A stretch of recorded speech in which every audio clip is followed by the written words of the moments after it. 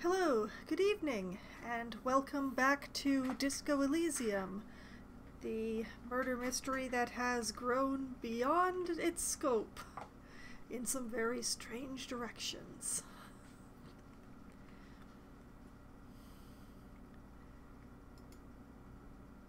And as per the usual, I will be picking up exactly where I left off last week,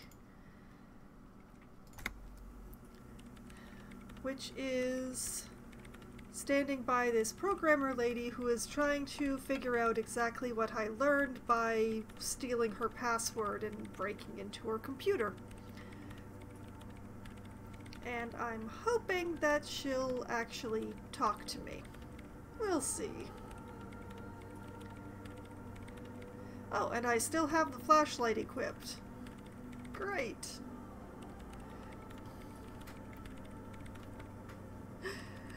Super hacker. Oh yeah, absolutely. I'm the best hacker. I absolutely just, asked a dude if he knew and he told me.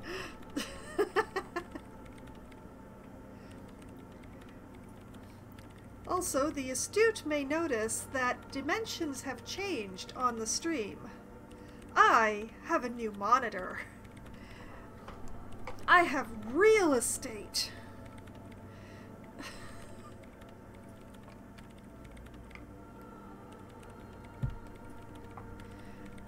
Everything is huge now. Everything. I'm still getting used to it.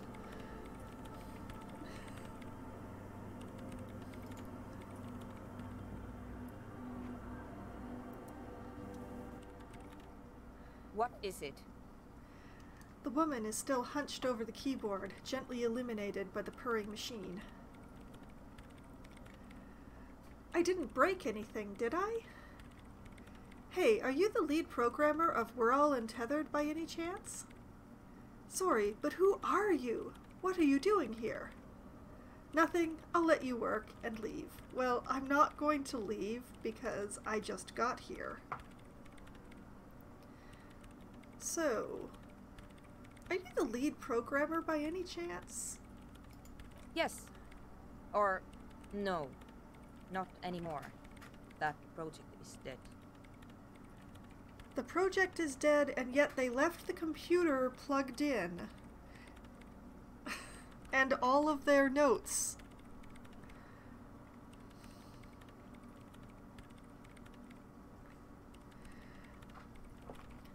So, empathy, success. She doesn't seem surprised to be recognized, rather sad. Something passes over her face before she straightens her back. And she's still working. Well, from what I read some of her logs out here before she arrived, because I had her password. And it appears that she did come here with the computer equipment, intending to continue working on the game, but got distracted by a very strange phenomenon in the church that we are in. There is a sort of a pillar of silence in the middle of the church. It's a very strange phenomenon. It's just this pillar of dead sound. Oh, that is absolutely what I am playing this game for, is to learn everything that is going on in this world. That isn't what I started playing the game for, but that's absolutely what I'm playing it for now. But she did come out here to work, and she set up an antenna and everything, but then she got distracted by the very strange, possibly supernatural phenomena of this pillar of silence. Of just dead sound. It is right in the middle of this building.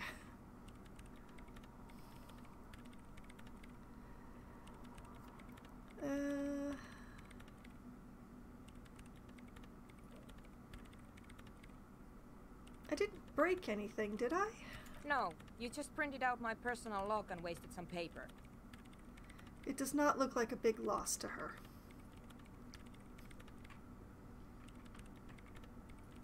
Alright, so What are you doing here? Because we already know who you are. I am Soona Luukkanen-Kilde, the former lead programmer of Fortress Accident and RSA radios. I have over 16 years of programming experience, and I'm proficient in both Vox and Orbis languages.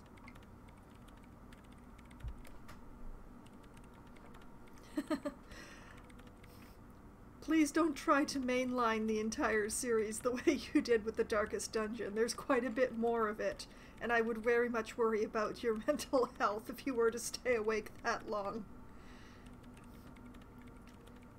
There's somewhere around 44 or 45 hours, at least, of The Darkest Dungeon stuff at this point, and that would be a very long time to stay awake. I don't recommend it.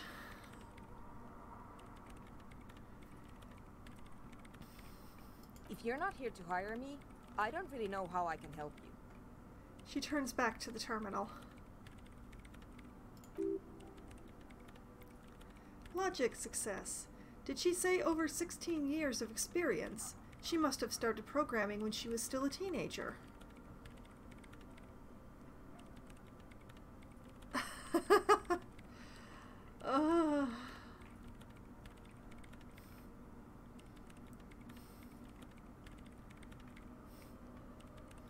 I worry at this information that you've just given me, Ark.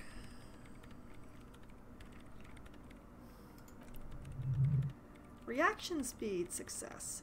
That still doesn't answer what she's doing in an abandoned church.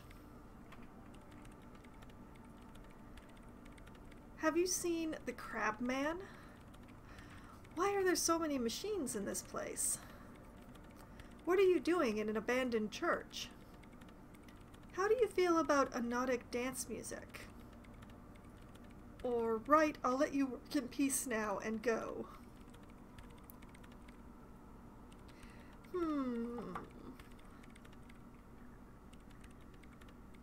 Why are there so many machines here? As if I don't know that you brought them in. I brought them here. These are my machines. Please don't touch anything. Why do you need an antenna? Point to it. What are you doing with your radio computer? What about those bowls of water over there? Right, I'll try not to touch anything. Next question.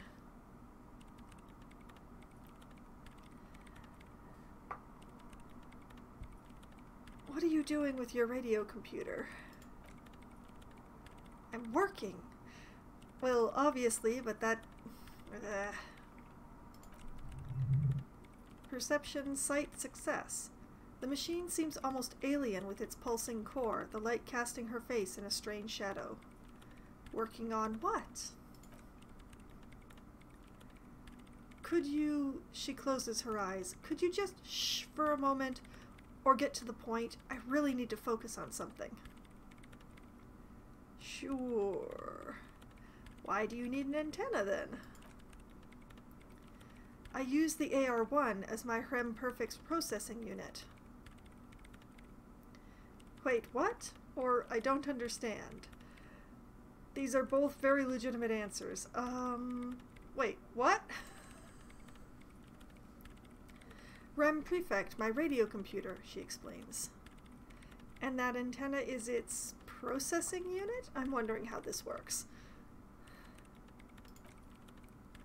Yes, she sighs. You really don't know anything about radio computers, do you? She has stopped working now.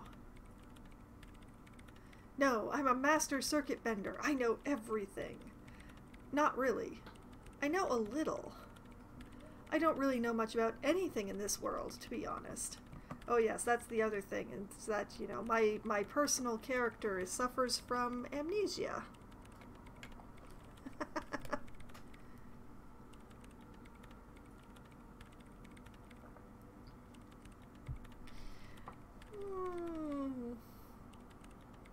Yeah, sure, let's go with number 4.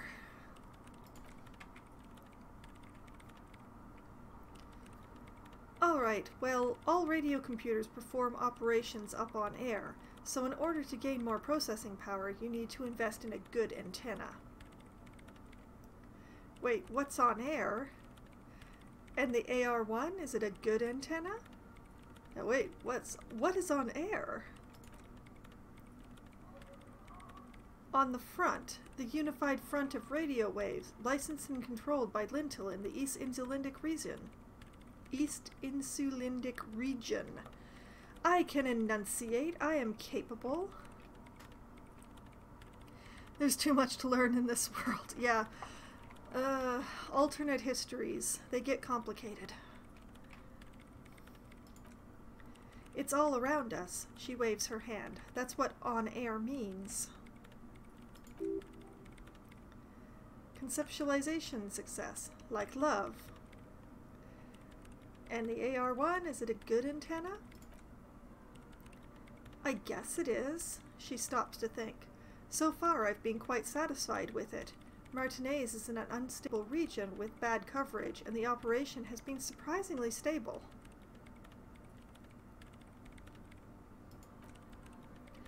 But it's not the cheapest one on the market, so I wouldn't recommend it for your regular red tape operations. Fraser 1000 is a foolproof line for civilians. Anyway, she turns back to her terminal. You should do some research before you decide to buy anything. Ask around, compare the prices. There are many milieus dedicated to that sort of thing.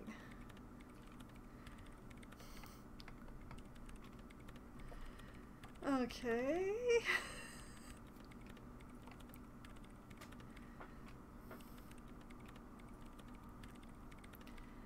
Alright, so what about the bowls of water? They are connected to my REM prefect. She looks up. Whatever you do, just please don't move them, okay? Thanks. Does standing in the very middle of the circle of them count as moving them?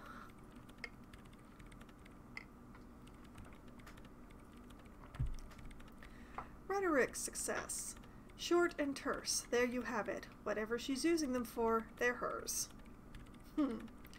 Alright, I'll try not to touch anything. Next question. Great. She dwells back into the glowing terminal. Dwells back into? That's a very strange choice of phrasing there. Maybe. Have you seen the Crab Man, Suna? 'Cause he's something. No.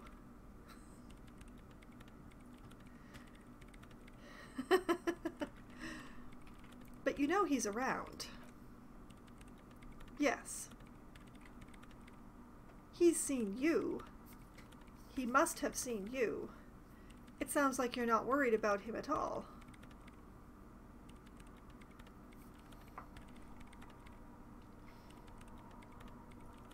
He's seen you. And the Crab Man has seen you. Okay, it's probably not a big deal then.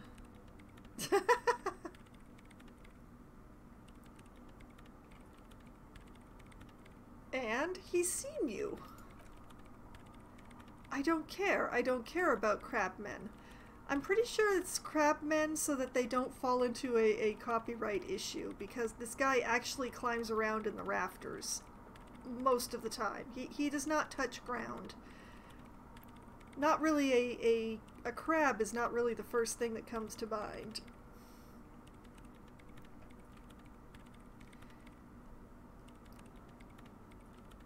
I don't care. I don't care about crabmen. She barely looks up, now tinkering with machine's printer. Half-light success. Wow, she really doesn't. Not afraid, this one. I didn't see him shooting any webs, no.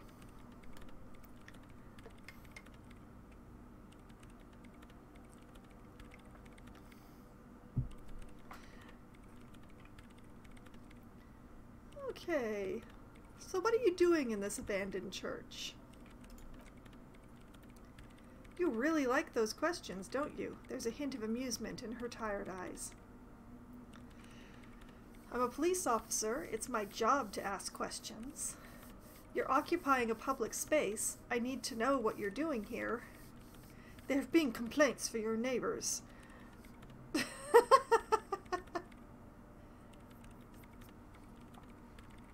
I'm a police officer. It's my job.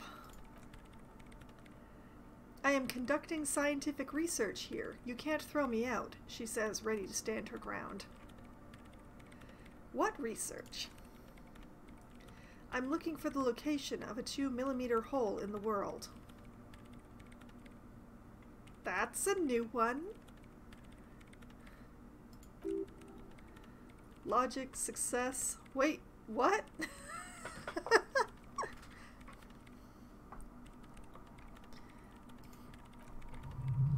Interfacing success. She's looking for a disruption in the radio waves. That's what her personal log said. That is correct, and it has something to do with that pillar of silence. Kim. The lieutenant raises his brows, but doesn't say anything. Is the hole connected to the data loss in your journal? A hole in the world? What does that mean exactly? About to fight those. It is possible that she is actually in the process of fighting them, yes. Is the hole connected to the data loss? Yes, that's what led me here. She stares at the burnished antenna on a nearby table, but I suspect it might be something a bit more complicated than that. A hole in the world, what does that mean exactly? Oh yes, last week when we were reading her logs, it mentioned that the game project that she was working on fell apart because there was a complete data loss. Even the backups had failed. They lost a lot of programming, apparently. And Suna here was the one who was held responsible for that. And she's been trying to figure out how it happened ever since. Exactly.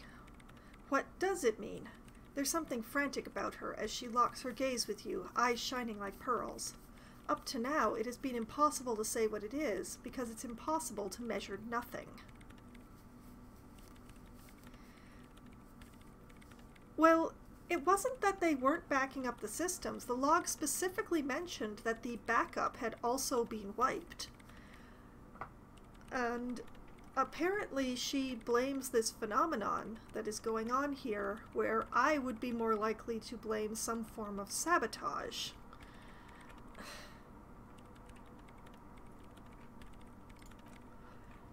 What do you think it is? What qualities does nothing have?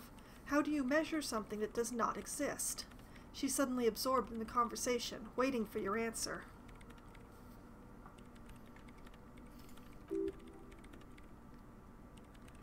Logic failure. Oh, that's a little above your pay grade at the moment. Yeah, well, my logic isn't the highest, so I'm not entirely surprised here. I would have thought it would be good enough for this. Oh, I missed by 1 point. I keep doing that.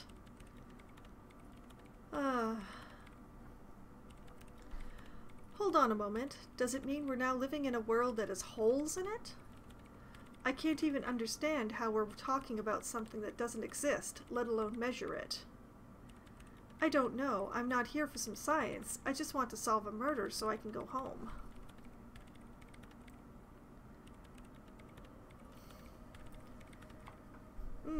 Or you do whatever it is that astrophysicists have been doing to find black holes.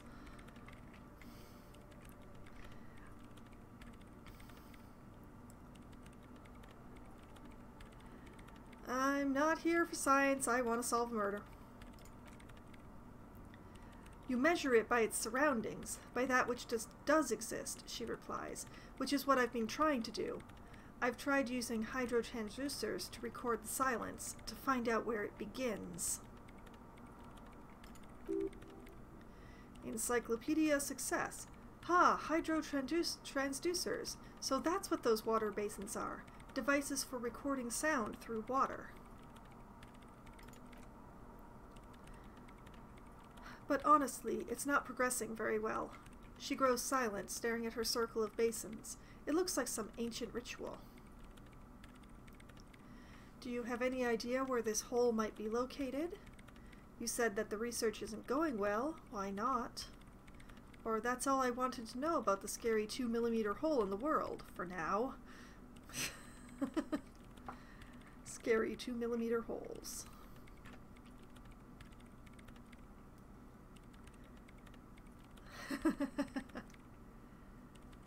I'm not so sure about doing that. You know, I also play Overwatch, and they have a character there that tried to make a black hole in a lab, and he's not so good after that. He's not so good at all after that.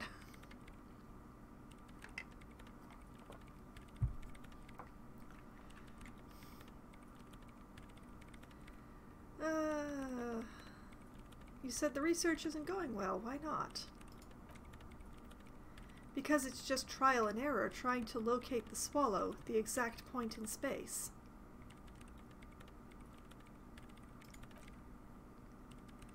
And I don't have a... She stops mid-sentence. You know what? It would be really helpful if you could just stop talking and let me work.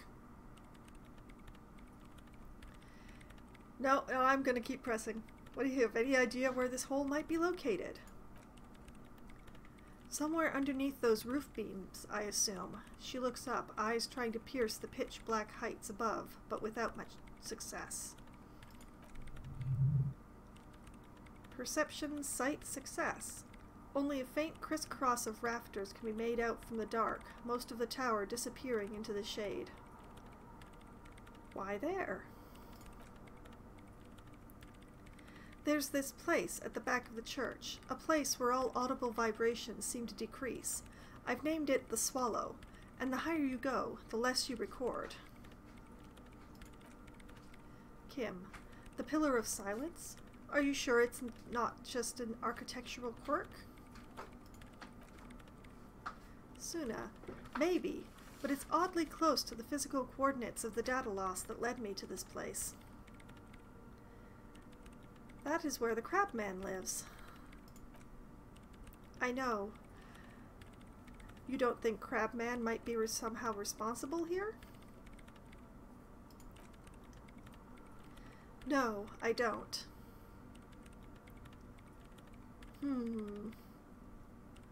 Well, that's all I wanted to know about that scary hole in the world. Thank you.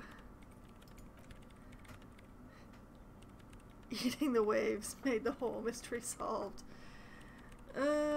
Maybe, but there's all evidence that he used to be a human. And probably still is a human, although he's created his own cult with only him as a member. Hello, Aris. Good evening. Hello.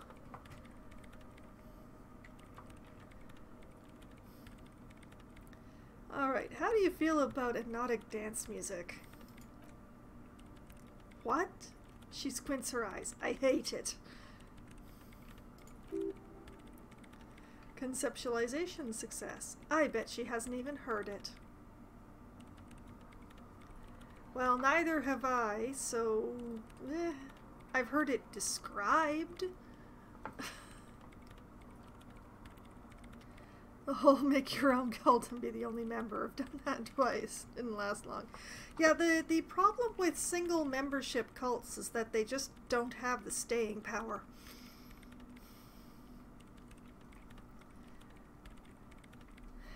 Have you even listened to it? Like, actually listened?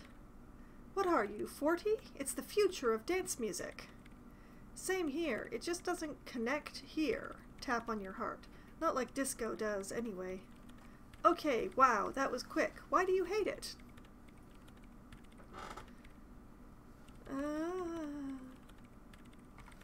It doesn't connect like disco, lady. Maybe I'd have to be on drugs to get it, but to a sober mind, it just sounds like uninspired rug whipping. No idea what it has to do with either dancing or music.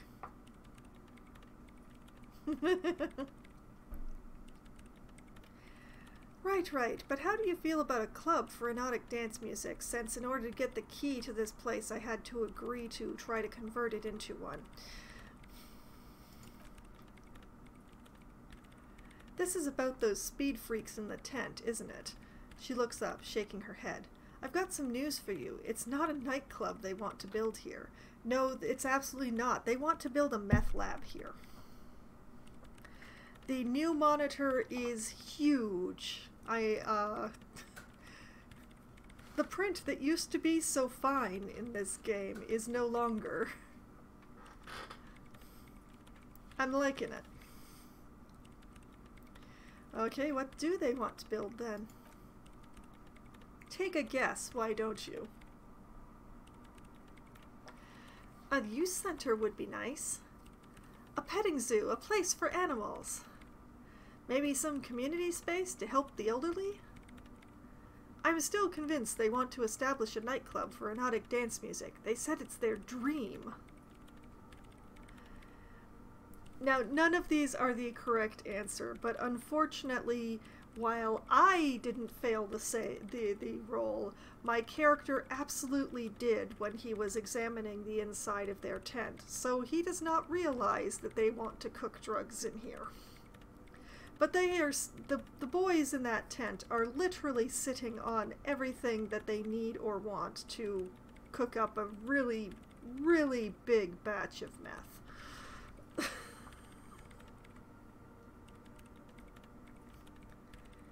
Although I'm not so sure that this universe would actually call it meth.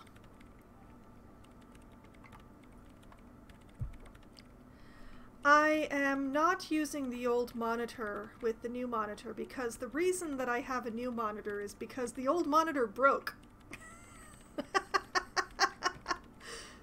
So still no dual monitor setup. I'm still doing it all on the one monitor.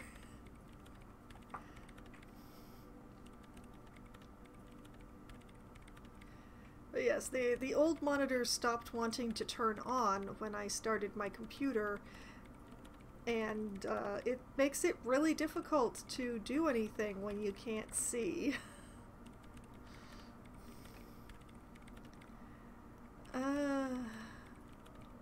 Fine, I'm still convinced they want to establish a nightclub. They said it was their dream. The lead programmer sighs. I can't believe they got you so easily. Go have another talk with those up-and-coming entrepreneurs, will you? Thanks. Kim, good luck, the lieutenant notes. I'm not coming in there. A 3-monitor setup. Fancy. Very nice. My desk is not big enough for that. My desk would never be big enough for that. I would be hard-pressed to get 2 monitors on this desk, honestly.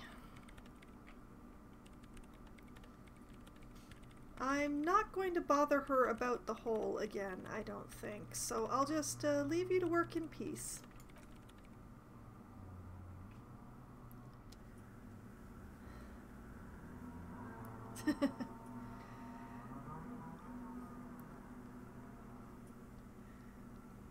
Yeah, the main thing is that I have a very small desk.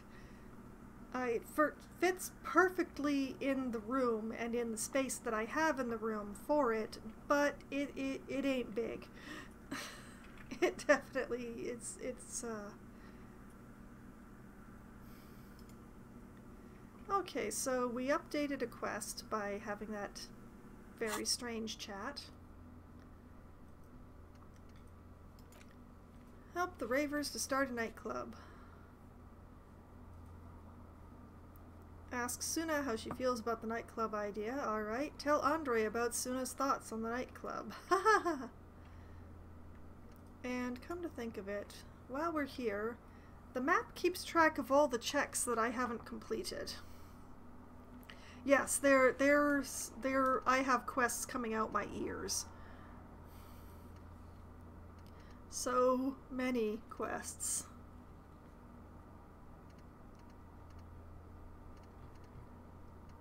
But I also have, there's various skill checks in this game, and any that are retryable are listed here.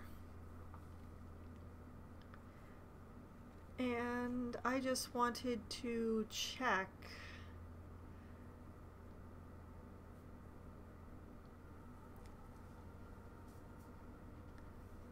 In the tent I failed a check, but I didn't write down what the check was that I failed, so hopefully I can find it here somewhere.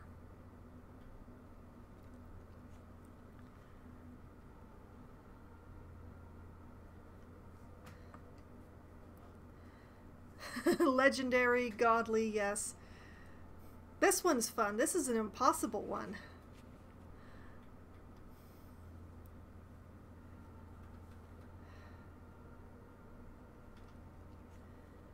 Let's see. Is that Andre? Yes, that's Andre. That is a godly logic check. Ooh boy.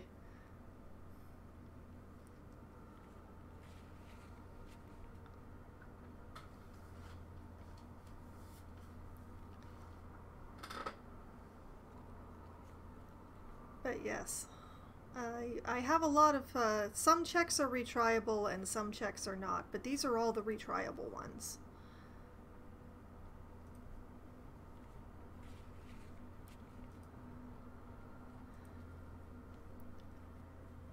But yes, godly logic, you say.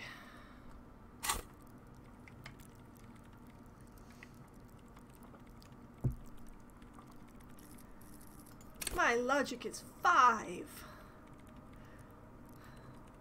That is not going to pass a godly check. I am probably going to fail to realize that they want to make a meth lab in the church.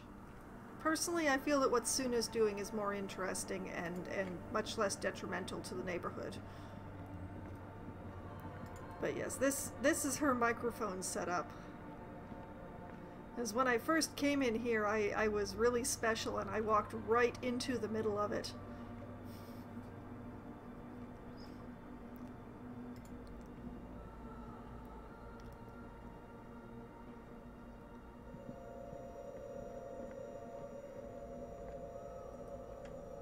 Call in Stephen Hawking. I don't believe that he is alive in this universe.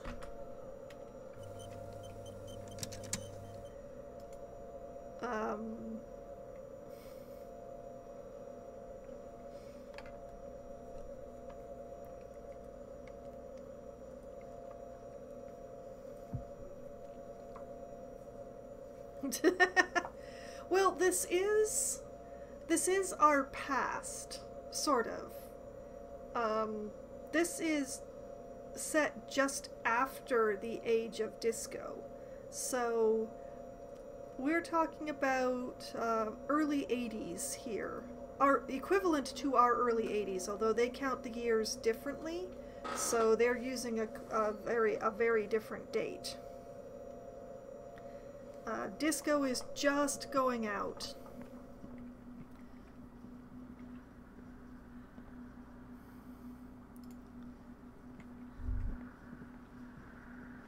Oh, what have we here? It came from the stained glass window. Still has letters on it, too. What came from the stained glass window? Oh, that. I wonder what it's doing stacked over here.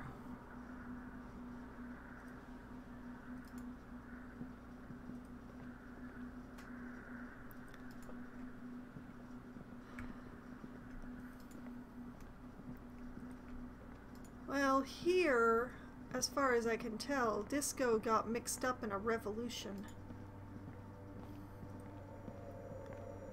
Here I go through the pillar of silence again. I don't believe that there's anything else in this church that I can do.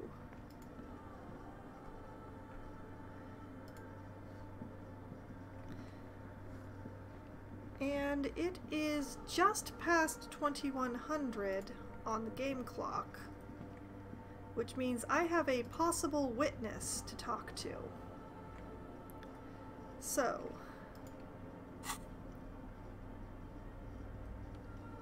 we shall take off the flashlight. Whoop, we will go to the correct tab and take off the flashlight. There we go. We will save. And then we will head to the incredibly long loading screen to get outside. Because while the new monitor is very new and beautiful, it has not actually upgraded my computer processor or anything along the way. Outside, as I mention every week, takes a very long time to load, simply because it's all connected together. It's very big. Now, it's strange how updating your monitor doesn't manage to upgrade the rest of your computer. I'm using a desktop PC for this. I own a laptop, but it is not allowed to know any games, because I use it for my writing. And if I had any games on there, I'd never get any writing done. Well, actually, I don't write on the computer. I write by hand and then transcribe into the computer, but that means that no editing would get done if I had games on the laptop. Yes, the PC is a few years old now. It's not a shining example of the type, but I've been putting off upgrading. It still runs all the games that I want it to run. I don't need to upgrade until a game comes out that it won't run that I want. Yes, and similarly there, my laptop it doesn't have as much RAM. I got it mostly for word processing, so I didn't need as much RAM on that one. So that would be another good reason to not play games on it, besides I wouldn't get any editing done.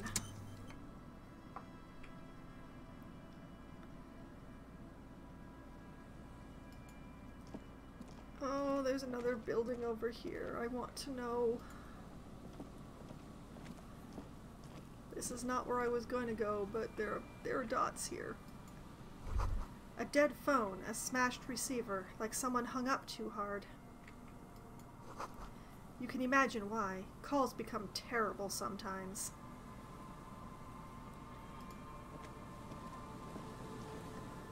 But yeah.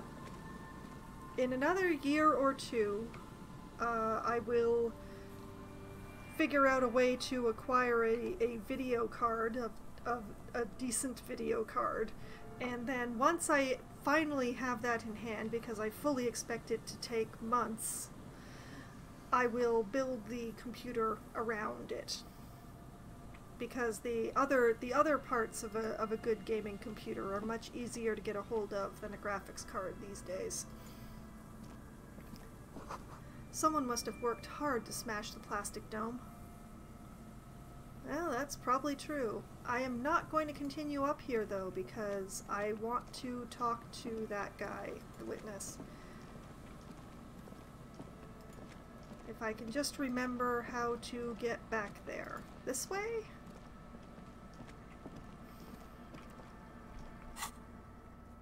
Okay, you are here. Oh! I can travel. That's right, I can fast travel now. I want to be here. Fast travel!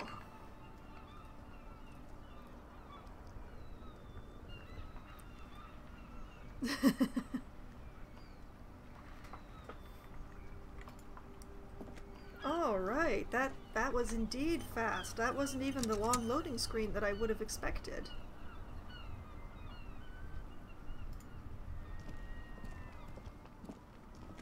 Oh, interesting. There are lights on in there.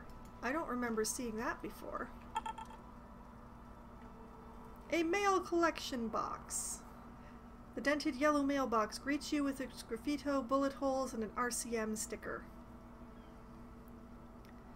I knew we'd get to use this mailbox for something, or drop the white envelope. I knew we'd get to use it for something. Yes, for sending mail. Bah. Drop that envelope in there. You drop the white envelope in the darkness. It lands with a soft thud on what sounds like a couple of letters. Perception, hearing, success. After about a week's worth of mail is collected in there. They'll empty this very soon. Logic, success. Probably did the right thing. You can't trust that slug Everard. You know he's going to play you somehow. Exactly, which is why I forged the signatures on those forms that I just mailed. Indeed, I only unlocked fast travel very recently. Until then I was walking everywhere, and it consumed time.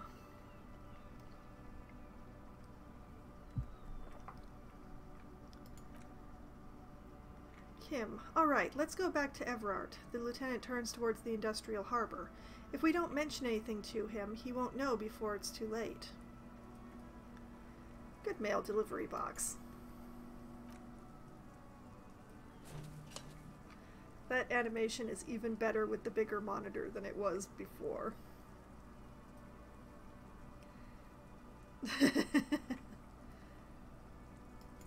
Yeah, I actually rolled really well on the forgery, so they are really authentic looking signatures. But yes, part of the situation here is that there has been a dock workers strike going on for the last couple of months in this area. Oh, there's a new pip down here. And Everard is the leader of the chapter of dock workers who are on strike. And he keeps dangling the fact that he has more information and will give us more information if we'll just, you know, do him some things for him. Just a few small favors, nothing big, nothing illegal, just, you know, favors. And I don't like him. So the most recent favor was to get the signatures of a couple of residents across the river there on some forms. So I went over and said hi to those residents, and then snuck off to a private place and forged their signatures. Etched into the wood, barely visible. Remember the rest is lost to time. Well, it is not remembered then. Oh, a fish! I see a fish in the river. I love the new monitor.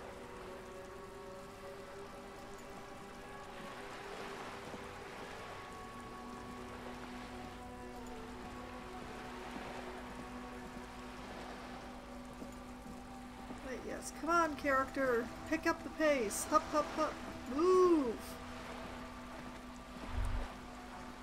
What's this? Visual calculus. Whoa, what have we here?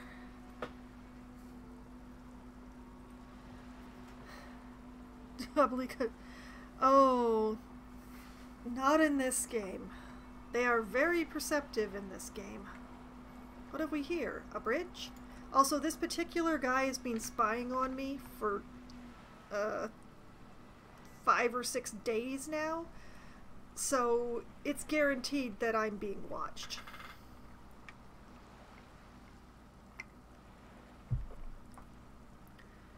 A bridge with loose nails and rot-infested wood that creaks in the wind. A construction code violation if there ever was one. Whatever, let death come. I'm a Revicolian badass. Kim, it looks like we've got a construction code violation.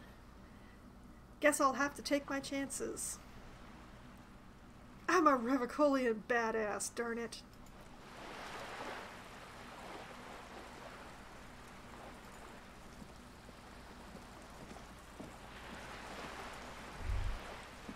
Whoop. The sea breeze carries more than salt, meat. Not rotten, not fresh. Grilled. Mmm. Mm-hmm.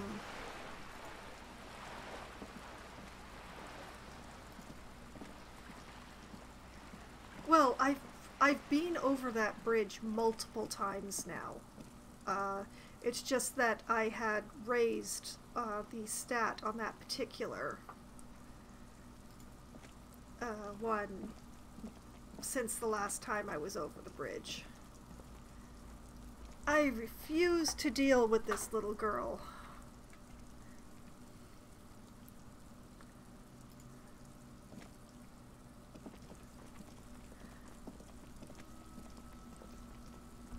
Okay. Into the apartment building. Just gonna end it there. I mean, I probably could have chased it around in circles a little bit by saying, hey, we've got a construction code violation there to my partner. But the fact of the matter is that we've been over that bridge multiple times already without me bringing it up. It would just be weird.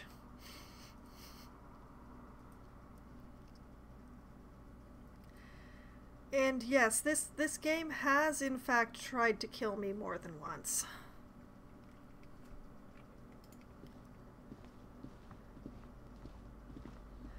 Now, if I can just remember where the stairs are.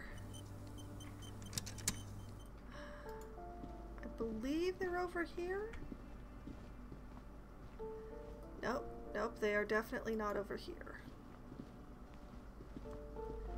Oh wait, there's a door that says balcony. I'm a fool!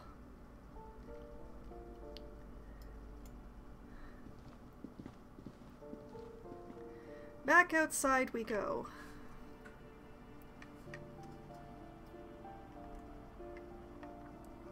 But yes, there is a young man who lives in this apartment building that I am currently in, who smokes out on the balcony out here, and whose apartment actually looks over the area, which means that he would have had a perfect view into the yard that the lynching that I am investigating occurred.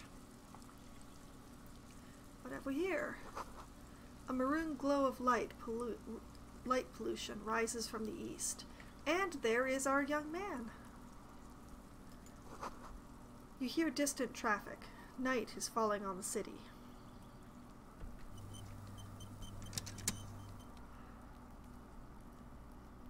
Hey, you. I'm coming to talk to you.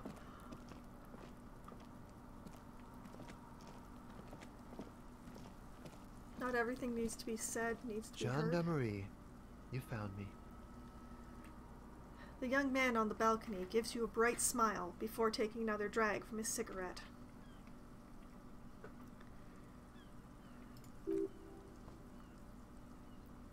Conceptualization success.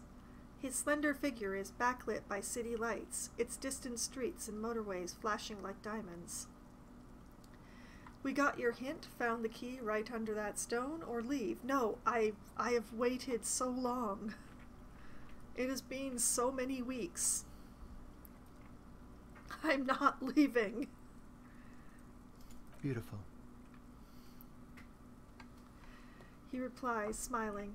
As he looks at you, something sparkles in his eyes. So tell me, are you here to make things right again? That's what I'm aiming for, yes. Honestly, I'm just trying not to screw anything up.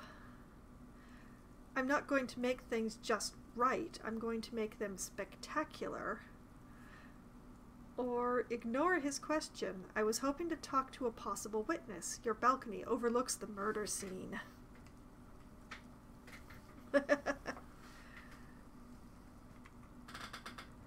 I think I agree with you on this one as well, Ark. I think it's I'm just trying not to screw anything up. Beautiful. He says again. A nearby street lamp casts shadows on his chin, drawing out the slender cheekbones. I have some good news for you. My Sunday friend is visiting me tonight. I told him about you and he'd like to say hello. Step in. He's already waiting. He nods towards door number 28. Yes, the in-game Sunday is when the lynching took place. Possibly it is a trap. I'm still interested anyway. By the way, I'm really digging the view here. Point to the city skyline. Why would I want to meet your friend? Very well, I'll talk to him, but first I want to talk to you. I have so many questions. No, you know what? I'm digging the view here. That's why I chose this place. He looks away, his cigarette hand glowing in the dark. Martinez is special, isn't it? Kim, wait, suddenly you're digging things? The lieutenant whispers to you, shaking his head. Just trying to bond with the locals, Kim. Come on.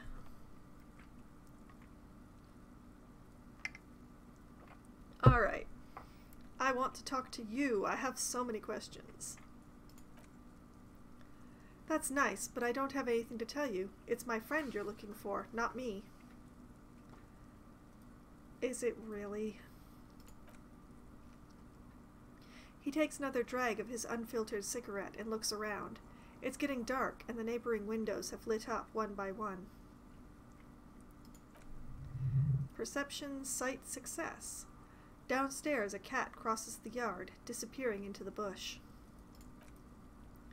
Besides, I've got to run. Don't run from a predator! Composure, success. Something tells you you're never going to talk to an individual this cool or mysterious ever again.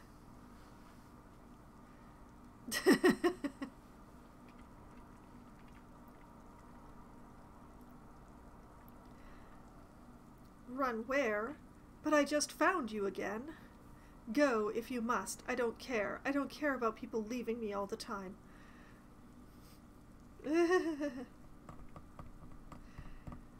Yeah, his wife absolutely left him. He didn't take it well. Run where? To the city. He gestures idly towards distant motorways. It's a beautiful night. And he's going to cruise.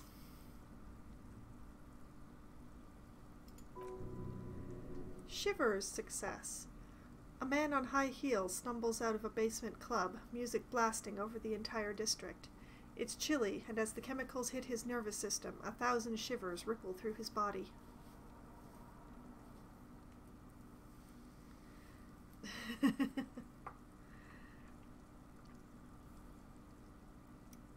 Only if you promise that we'll talk again, it's important, or all right, go then. We'll promise we'll talk again, it's important. Kim, something flutters in the corner of the lieutenant's mouth as you're saying those words. We'll talk, the smoker assures you, brushing his hand through his hair. Just not tonight. We're never going to talk again. Task complete, there he goes. 70 experience for finally talking to that young man. Yeah, maybe a little. Take care, all right, he says, with another disarming smile before slipping off into the night. And I have a new task, interview his Sunday friend, who I note he did not give us the name of. Conceptualization success, and he's gone again. Look like it's becoming a theme for him. He's always leaving. Why is he always leaving, Kim? There's something so different about him that I just can't put my finger on. Let's go, Kim. We have to interview his Sunday friend. There's something so different about him, Kim. He's not like anyone in this neighborhood. Different, of course. His shirt. Why is his shirt always unbuttoned? He's such a good listener. I liked talking to him. There's just something so mysterious about the way he talks and moves. He smells good. Why on earth does he smell so good?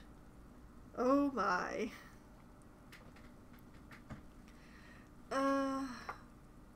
Something so mysterious about him. Something so mysterious about the way he talks. The lieutenant squints his eyes, trying to hold back laughter. Yeah, I agree, Kim. I mean, I'm RPing this as hard as I can. I'm trying to not play this guy as me. I'm trying to play him as him, but it's just, He's oblivious to a few things, this guy. Very mysterious. Very.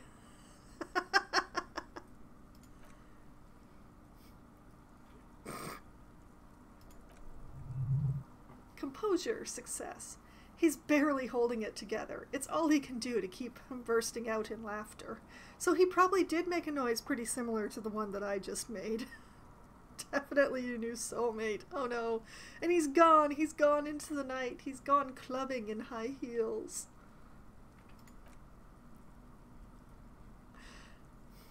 Come on, detective, let's go. We've got a potential witness to interview. His Sunday friend, remember? He nods at the apartment door before you.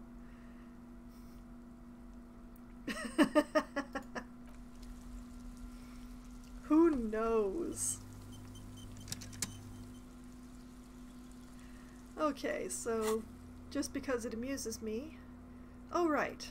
I got 2 signatures for Everart, except that I actually forged them, and I have to go back to Everart and let him know that you mailed the stuff. I will have to use all of my subtlety to not blurt out what I did.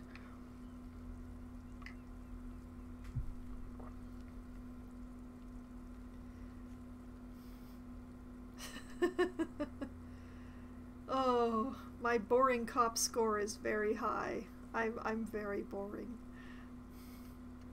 Alright, interview the Sunday friend. You finally met up with the mysterious smoker on the balcony. He said the one you really want to talk to is his friend. This friend is waiting for you inside in apartment number 28. Go and meet him right now. He won't be there later.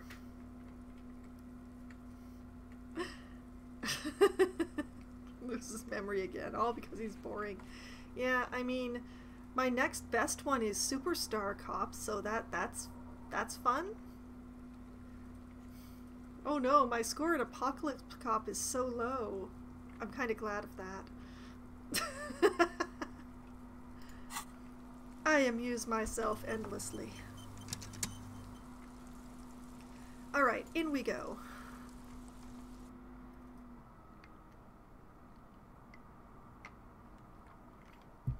So the young man that I choose to interpret as mysterious has departed, but his friend, who was over on Sunday, all night apparently, is somewhere in here.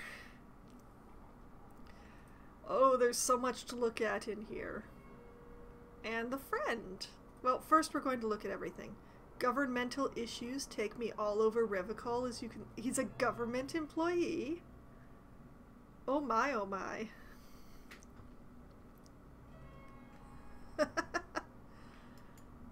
Alright, a quarterly business magazine. What's this over here? An old photo of the same apartment, dated year 01.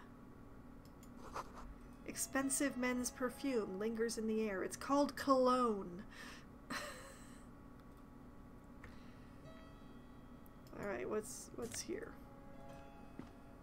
Party Dragon silk robe? Yoink.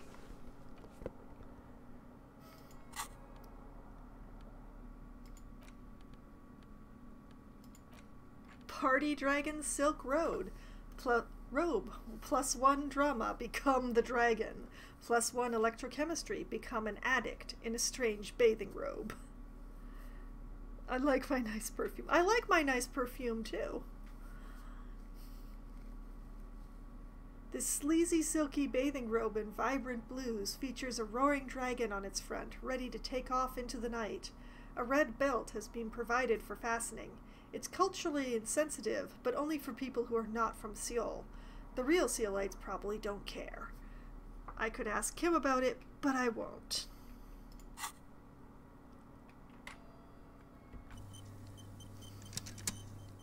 Yes, that is amazing. Continuing. What else have we got? Ooh, I can look under his bed. But first, buckets of paint on a layer of old newspapers. Interesting. An exquisite canopy bed made of metal. What's under the bed? Sumerian conical hat. Somebody cosplays at home.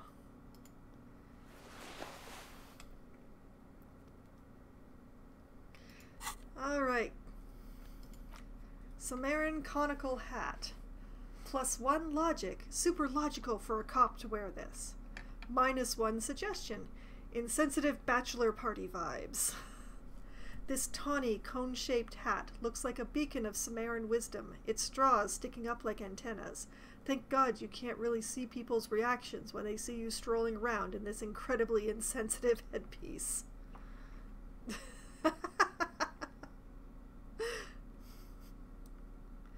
The man has hobbies. The man has several hobbies, apparently.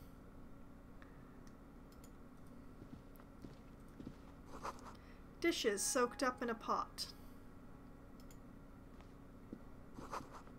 An empty ashtray. Flyers for underground parties.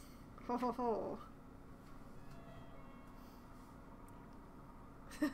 His Sunday friend. Maybe he has other friends for other days of the week. Dates for open lectures at a local university. Young man has depth, apparently. It's always the quiet pawns.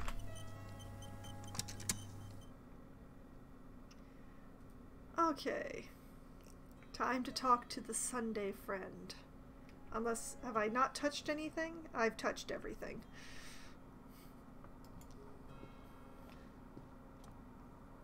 Officers of the Revachol Citizens Militia. The man in business casual removes his cufflinks. What kind of a meeting do you think this is, sir? Composure success. His hands are clean and well manicured. This is a man who knows the importance of appearances. My name is Charles Vildrouin, and I am an official with the coalition government. I work for the Institute of Price Stabilité on assignment from Sur-la-Clé. My goodness, he is a government official. I heard you talking to my friend outside. Very good. Super. I am here to assist you in any way possible. Ask me about the hanging.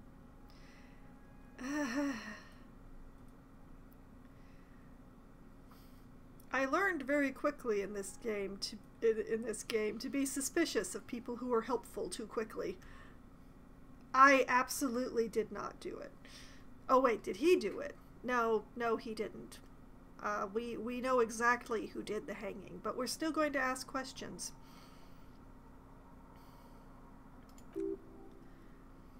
Conceptualization success.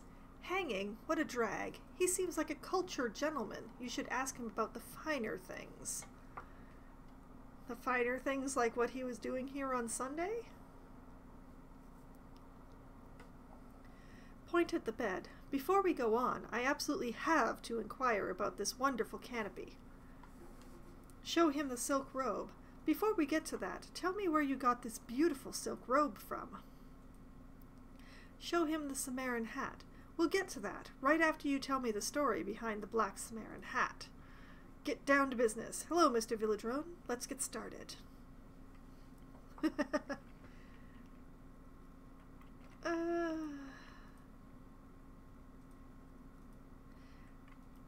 You know what? Let's get the story behind the hat. I got it from the head of the Samaran delegation on my trip to Lomantan. It's made from a special charcoal-colored bamboo. It's an emblem of the formal normalization of our diplomatic relations. Are you sure? The finer things, the mysterious new soulmate, like what are his interests, favorite color, what food he likes, etc. You know what? I don't care about the character. I, the player, want Kim.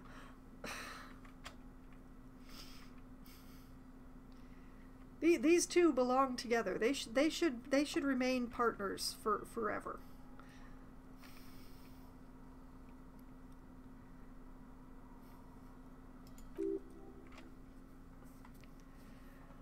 Rhetoric success. He's alluding to the decade-long war of independence while deftly brushing aside the complex causes behind the conflict, because he's government. That's really all I can tell you about it. He forms a little rooftop with his fingers. Cold air sweeps in from the balcony.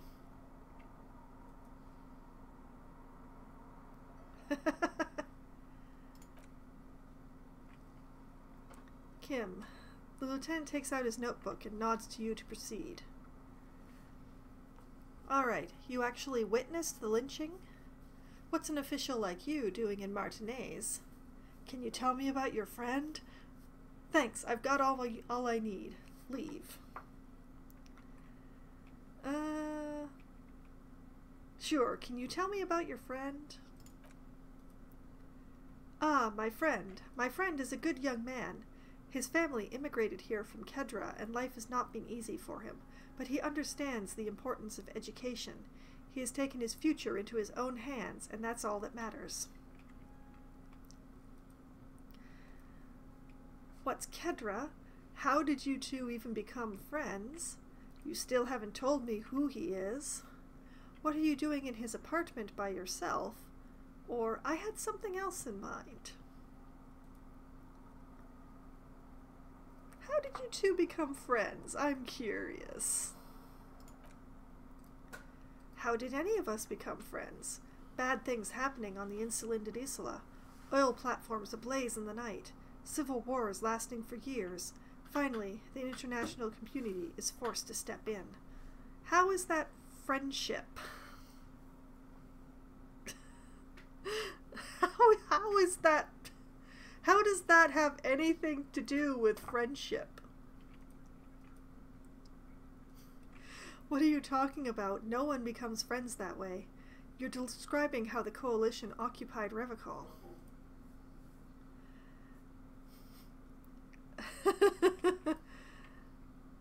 You're describing the occupation, sir. One of the wonders of democracy is that everyone is allowed to have his own opinion. The man pats his pockets, looking for something. And not just allowed, encouraged even. Have you ever tried debate?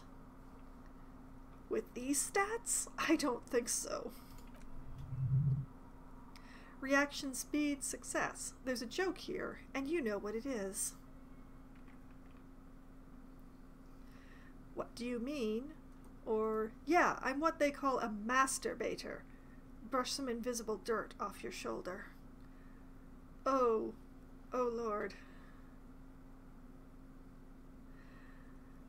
I can't believe I read that aloud before it actually registered. We're going with number 2. Here we go. Oh, how wonderful. I've heard it's oodles of fun. Not that I have time to take up new hobbies myself. Oh, lordy.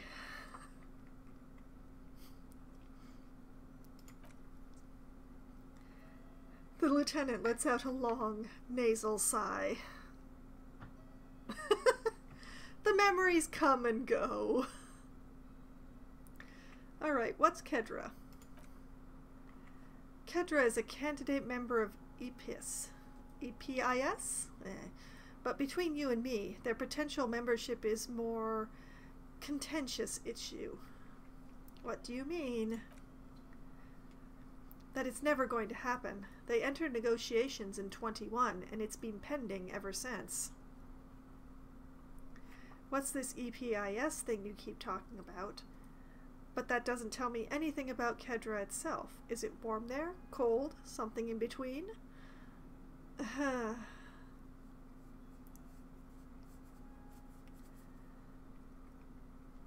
What is this EPIS thing? EPIS is a very special program developed by the Moral Lintern to support certain Occidental nations. It began as a unified system of weights and measures, which proved to be a wild success. Nothing but kilograms and centimeters as far as the eye can see.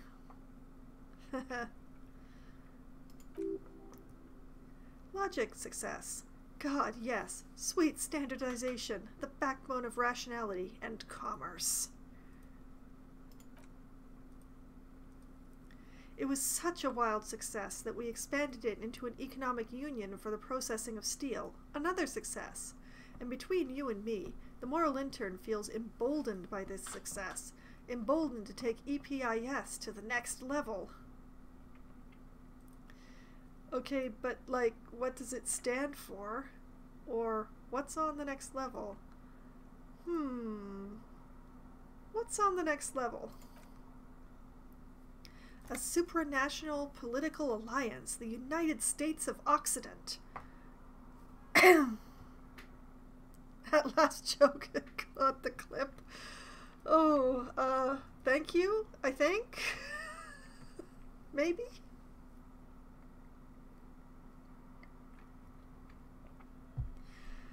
I still can't believe I didn't see it coming before I'd actually said it aloud. Is it going to be like this place here? This wreck of a place that might once have been a town? You mean Revicol? No, it's going to have a transparent democracy. Is Revicol going to be part of the EPIS? It's one day going to be a candidate member of EPIS. Sure, they're trying to they're reinventing so many things in this universe. Okay, continuing. Rhetoric success, except that candidate members never become full members, do they? Didn't you say that candidate members never become real members? No, candidate members do become members. Why do we even have the whole system in place if they don't? It just takes time and evaluation. Lifetimes of it. But we were talking about my friend here, not politics. He chuckles gently.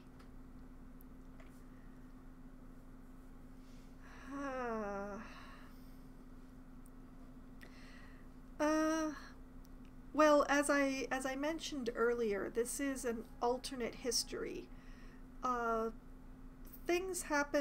History happened very differently in this world than it did in ours. It seems that the Second World War definitely either did not happen or did not end the same way that it did for us. This place that the game is occurring in was some sort of monarchy or tyranny, which was overthrown by communists. But there was so much fighting between the royalists and the communists that a third party stepped in and bombed the place until everybody said, "Fine, you win." And then nobody really repaired anything after the bombing. The group that stepped in is the one that's being referred to here as the Moral Lintern. And they are basically ruling the place with an iron fist, but somehow pretending that it's a democracy. I haven't quite put my finger on what's going on here politically wise, but it's very complicated. And this particular zone, the neighborhood that we are in, has for several years been between police departments. There are two police departments that would possibly have been policing this place, and neither one could agree which one of them was actually the one that was supposed to be here, so nobody was. So for at least the last 4 or 5 years, this particular neighborhood has gotten no policing at all until my character and his partner showed up to investigate this lynching that was phoned in as a anonymous tip about a murder that had occurred here. By the time that was phoned in, the body had been hanging in the tree for several days. And, well, my character showed up, and because the partner hadn't showed up, decided to drink himself into a stupor and gave himself amnesia just in time for Kim to finally show his face. And I've been investigating ever since. There are similarities, but they don't appear to have discovered nuclear anything in this universe yet. It's very definitely a dystopia, but at least it's not a nuclear dystopia. What are you doing in his apartment by yourself? I'm just enjoying the view. The man smiles, nodding to the window. What view? It's dark outside. Or isn't it rude for your friend to leave you alone like this? Oh, sure. Isn't it rude for him to just leave you here and go? We're old friends. Nothing's taboo between us. He comes and goes. He's a rent boy. That's what he is. I'm sure you'll see him around. He's very active. Sure he is. Still haven't told me who he is. Sorry, who? The man closed a quick glance at his watch. Your friend, the smoker on the balcony. We were just talking about him. But I told you, officer, he's a bright young man here to pursue his education. Education is the foundation of our future, especially the arts. It's a cornerstone of our civilization. This guy says a lot of words without answering any questions.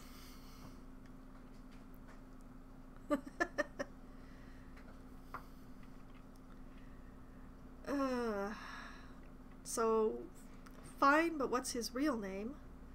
Or, so all you can tell me about him is that he's here to study the arts? That's it? Okay, fine. He's here to study the arts? He's deeply enmeshed in the study of the fine arts, yes. The fine arts of what? Conceptualization success. As though you weren't envious enough of the boy as is. Oh, which arts? Which arts? He's a truly free spirit. He likes all the arts. Perhaps graphic design? Printmaking? Who knows? The world is open wide for a talented youth like him. Ugh. I'm not going to learn anything from this man, am I? I'm all ears, officer. What's an official like you doing in Martinez? The coalition is only looking out for the price stabilité. He raises an index finger. Inflation is a killer, like a heart disease blocking the normal circulation of the economy. It must be controlled. Fine arts of pole dancing. Quite possibly. The economy impacts the entire international community, which is why it requires international oversight. Okay, but what are you doing here in this apartment? So you're some kind of bureaucrat? What is this international community? What is the price stabilité? Enough business. Let's talk about something else. Yeah, he answers questions very much like a politician. I'm quite impressed. So you're some kind of bureaucrat? Yes, as I said before, I'm a commissioner from Sur la Clef working for the Institute of Price Stabilité. He glances at his watch. This is one of the main projects of the Moral Intern. Encyclopedia success. Wait, there isn't actually an Institute of Price Stabilité, is there? Or maybe there is. God, it's impossible to understand whether someone from the Moral Lantern is joking or not.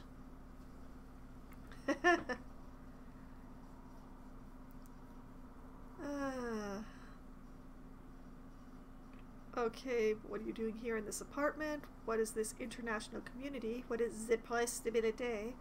I've heard about this Moral Intern before, but I want to know more. Tell me about Sir Laclef. Enough business, let's talk about something else.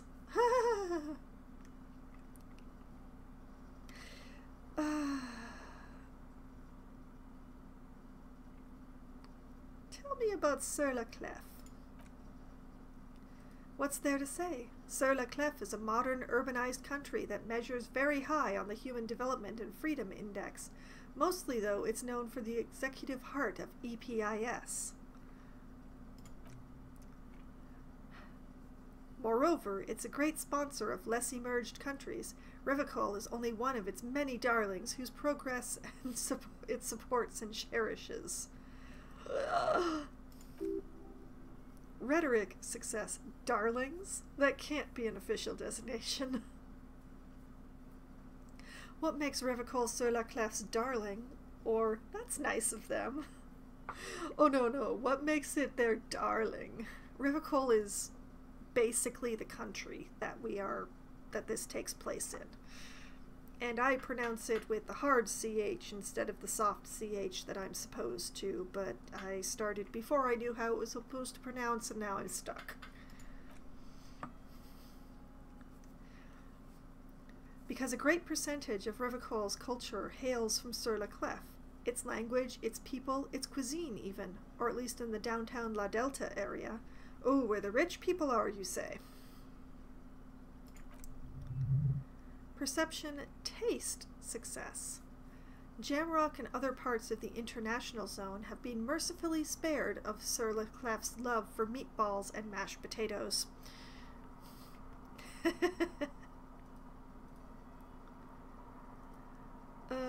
But what are you doing here in this apartment? Ah, well, I'm renovating it. It's an interesting project. The building used to be a 12-story skyscraper before the cannons took the top 4 stories off. This, of course, happened when the Coalition forces landed here. He smiles. You could say I'm undoing some of the material damage the international community caused when we arrived here. Oh, lordy. I don't want to ask him any more questions. Enough business. Something else. Let's talk about the lynching. I'm here about the lynching. You actually witnessed the lynching? I'm sorry to say I did, officer. The man gives a solemn nod. And you're going to answer my questions by not saying anything at all. I sense it. I feel it. Logic, success. He didn't see the hanging. He saw the little show staged by the Hardys. Let him talk. He may know more than even he knows. Yes, the lynching was actually to cover up a very different murder that appears to have possibly been maybe an assassination. But everyone who witnessed it thought that they were witnessing a hanging, so we're going to ask him what he witnessed. Is it because you did it, Mr. Villadrone? Or start from the beginning, if you don't mind.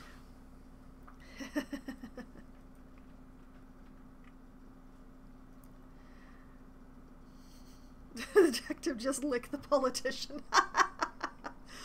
Oh, I wish. Unfortunately, my character is not half crazy enough for that. Didn't take enough points in Psyche.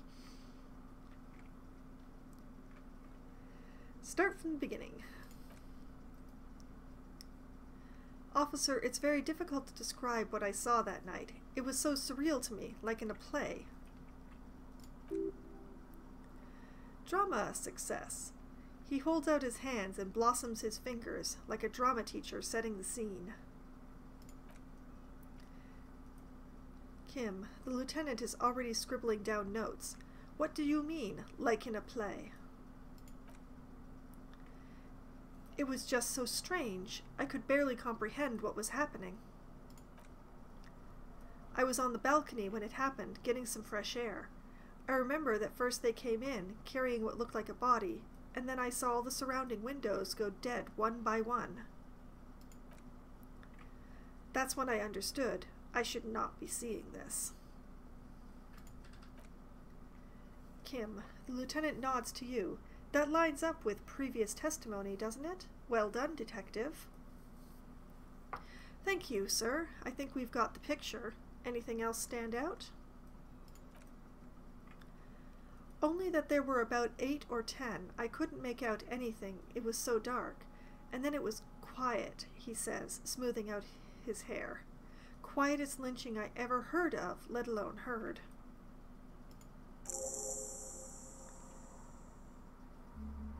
I leveled up from that. But I suspect you knew that already. I can't say I'm surprised. The fine reputation of the men and women serving in the RCM is well deserved.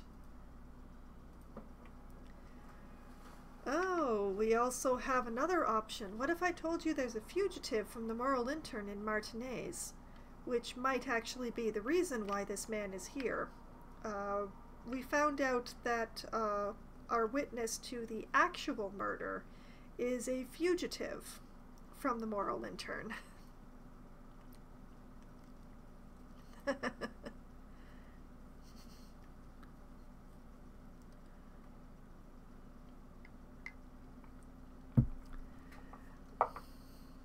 But yes, it might be why there's an official of said moral intern just sort of hanging around the neighborhood, playing with rent boys. What if I told you there's a fugitive? Yeah. A fugitive? Drama success. Hypothetically speaking, you might add. I don't always agree with my drama, but in this case, hypothetically speaking. Well, I would say that is very bad indeed. Not super. What sort of fugitive are we talking about here?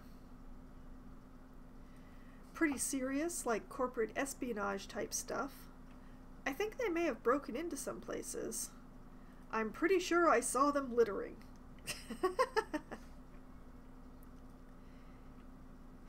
Yeah, I already dealt with the hanging around. But now I have to figure out why the hanging. I think they may have broken into some places. That could be quite bad, depending on what sort of place you're talking about.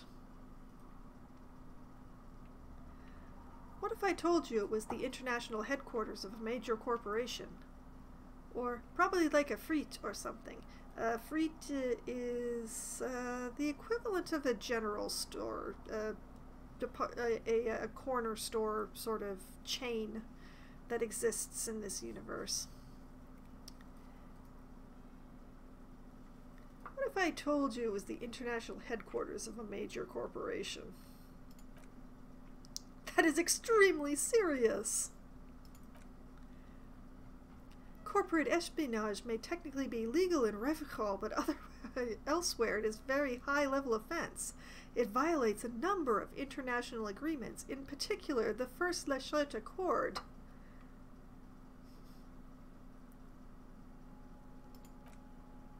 This fugitive must be turned over to the ICP immediately.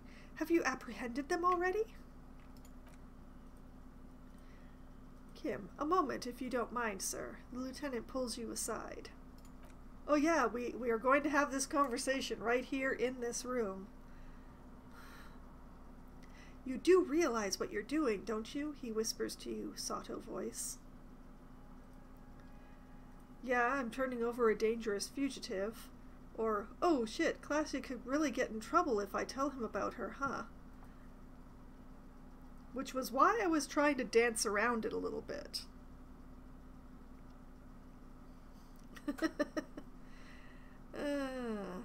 She could get in real trouble, huh? Very real trouble. I won't tell you how to do your job, but remember, this is an RCM matter. Make sure you weigh your next words carefully. When you turn back, the man is looking at you expectantly. Her name is classy and she's at the Whirling in Rags. I meant that as a hypothetical. I don't actually know about any corporate espionage or a challenging drama challenge. Pin it on someone else.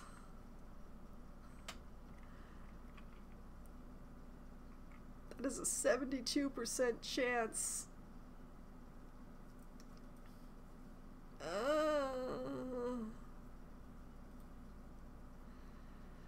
No, I don't want to turn her in. I don't want to turn her in, and I don't want to fail the drama check and accidentally turn her in. Hypothetical. It was just a hypothetical. Ah, that's right. You did say this was all a hypothetical scenario. Whew, for a moment there I was concerned we had quite the situation on our hands. I was curious how he would react. Drama. A bullet deftly dodged, sire. Why has my drama started hissing at me lately? This is just... It bothers me. Why? I'm not actually doing the hissing because I don't want to do that into my mic, but it just... it's always there. Now that that's settled, was there anything else you'd like to discuss?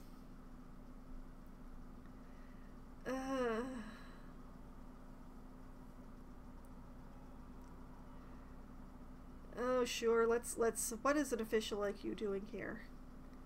The coalition is only looking out for the price stabilité. He raises an index finger. Inflation is a killer, like heart disease, blocking the normal circulation of the economy. It must be controlled. Do it once. Maybe the next time my drama hisses at me. The economy impacts the entire international community, which is why it requires international oversight. You know, trying to control international price inflation is impossible.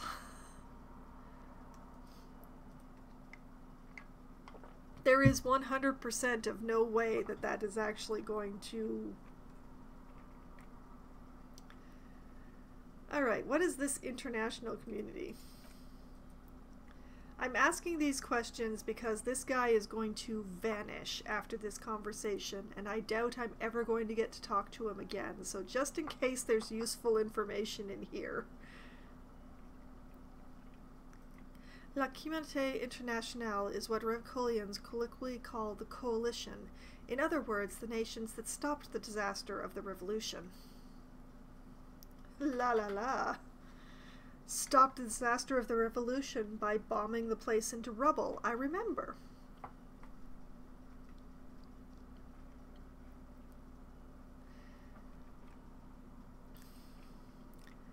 What is the price stabilité?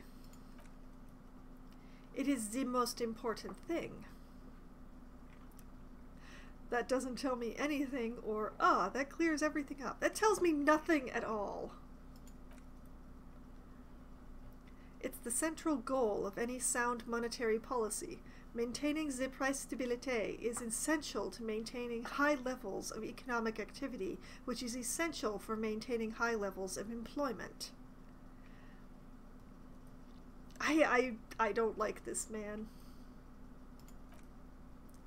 I don't like this man either. I don't dislike him as much as I dislike Everard, but he's getting there the longer he politics at me. Or actually, no, politicians at me. I don't like being politicianed at. Which is essential for maintaining the social stabilité. Kim. Basically, it makes sure the price of bread doesn't change. Précisément. Too much inflation, bread becomes too expensive. Too much deflation, it becomes too cheap for bakers to produce. That's why the Institute of Price Stabilité works to keep inflation just below 2%. Cover-up story on why he goes missing in a few minutes. I wish, but I lost my gun.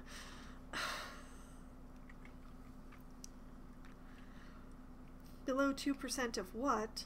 Or, this is fascinating, but I wanted to ask you something else. Alright, fine. It's 2% of what?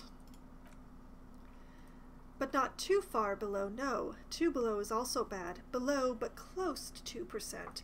You're not answering my questions at all, and I've been saying this for like a half an hour of real time now.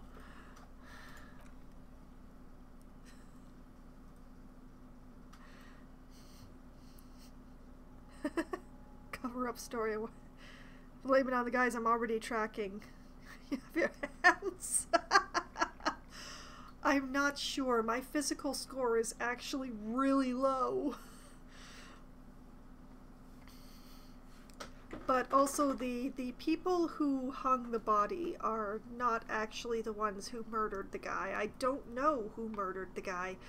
And so all I really have is them, you know, well, they definitely covered up a crime scene. They performed mischief on a corpse. And they hindered my investigation. But I can't charge him with murder. Maxed his not answering questions stat. You really did. The Coalition believes in the importance of informing the public about the benefits of the price stabilité. Transparency is one of our principles. Would you like an informational pamphlet? No, I'm good. Or, okay, sure, give me a leaflet. No, I'm good. I'm good. I'm fine. It's all well. All is well. A sound monetary policy is essential for addressing uncertainty. Stability is the raison d'etre of the moral intern. It is the reason why I identify as a moralist. I hate the fact that you do because my character also identifies as a moralist. Yeah, I bet it's an information pamphlet that answers all sorts of questions like, can I wipe my butt with this?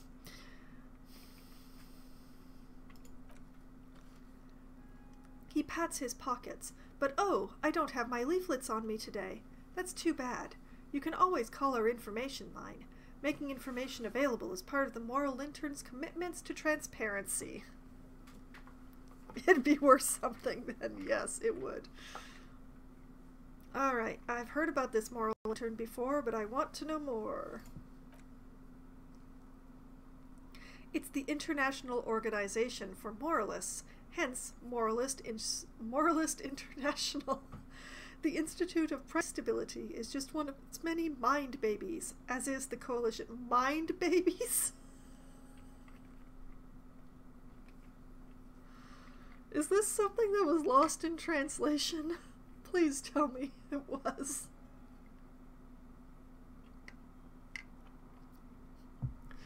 Turn to Kim. So what I'm hearing is that we're moral interns bitches? Ooh, turn to Kim. So we're actually working for the moral intern? That doesn't seem so bad.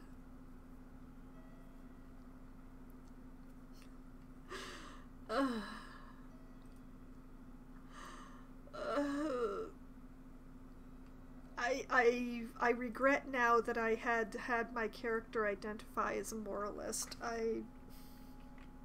If these are my compatriots. So we're actually working for the moral intern? He nods. There are more nefarious powers to work for than the moral intern. Turn back to the Sunday friend. Are you a moralist? I'm a moralist. But of course. But why? Am I a moralist?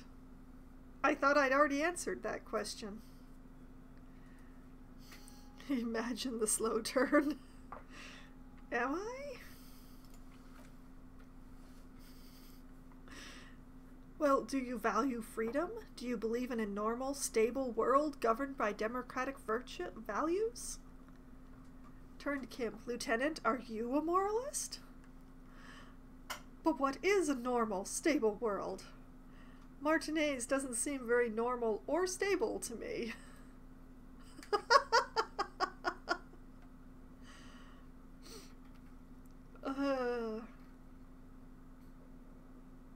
But what is a normal, stable world? The Occident is part of the normal world. Orange, sur la clef. Martinez doesn't seem very normal or stable to me, that, especially in comparison. Mind, like having multiple mind breakthroughs. Martinez? No, Martinez is something else.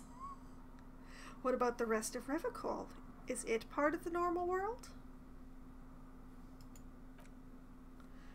Revachol is generally difficult. It's led by an interim government, which means it hasn't yet achieved full democracy.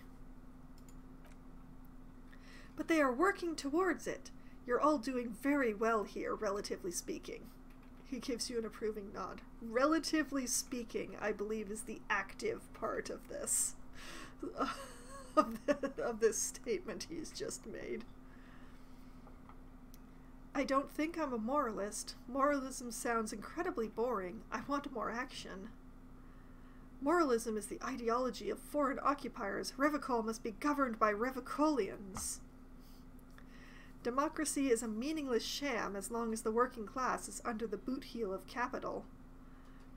It's like every time I'm talking to people, I'm choosing option D, none of the above. Is that moralism?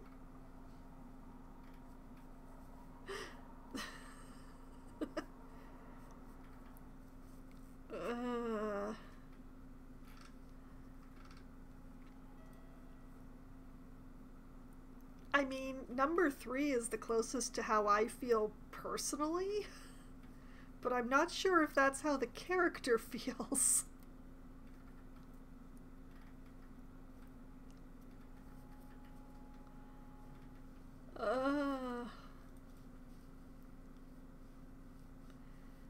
I am torn between moralism is the ideology of foreign occupiers or democracy is meaningless as long as capitalism's around.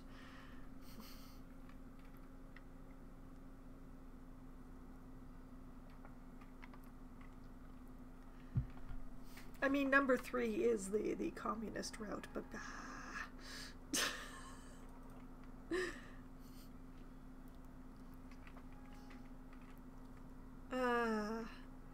I think the closest one to anarchy is actually the first one. Calling moralism boring.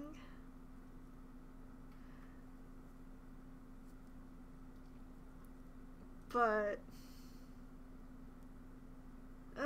Revachol must be governed by Revacholians.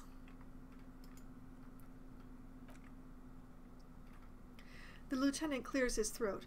Of course, the detective's personal views do not represent the views of the RCM. Thank you for the disclaimer, Kim. Moving along. Your full autonomy is important, I agree, but it's an ongoing process. Nothing happens overnight. Mad Max style. That already happened before the game started. Apparently my character got super drunk, drove his car over the canal and into the bay.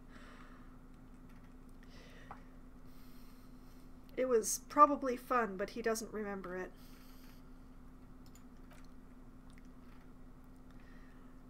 Now, enough of this delightful political interlude. Was there anything else you wanted to ask? Oh, interesting new option. Tell me about Orangi. Orangi is an exemplary nation who, as a core member of EPIS, contributes 28% of our annual budget. Next to Sur la Clef, Orangi is probably the most prominent member of the international community. Which one of them is more EPIS? Okay, but outside of EPIS, what is Orangi? Which one of them is more?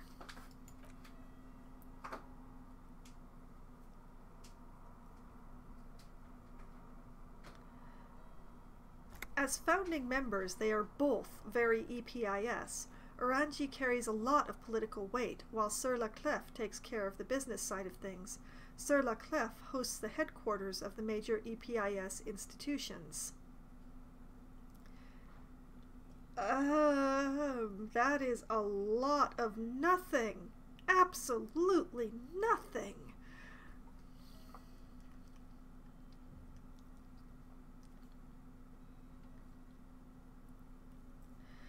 Okay, but outside of EPIS, what is Orangi? Orangi's economy is one of the most advanced in the world.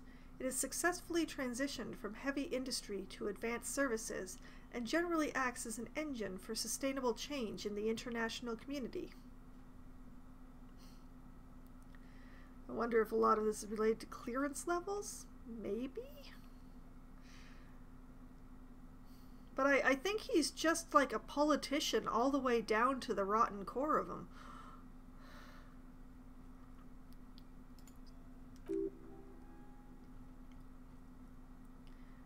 You could peel as many layers off of this guy as you wanted, and you'd still find politician all the way down.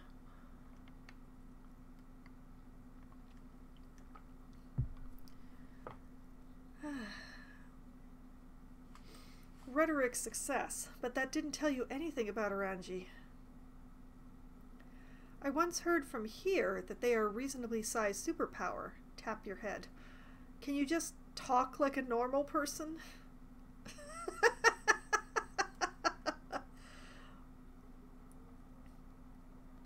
Oh. Hello, mister. Good evening. Welcome to the political part of the conversation. I have a politician who says a great deal without saying absolutely nothing at all. He is tired as we are of him talking.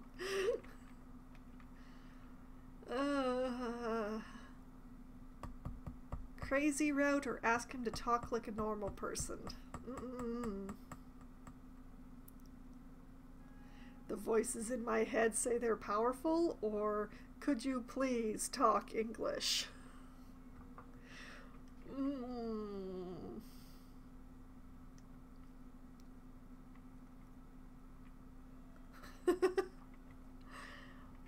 Well, unfortunately the talk isn't so much about politics as it is a talk with a politician. And this guy, he's so empty. He's just such an empty man.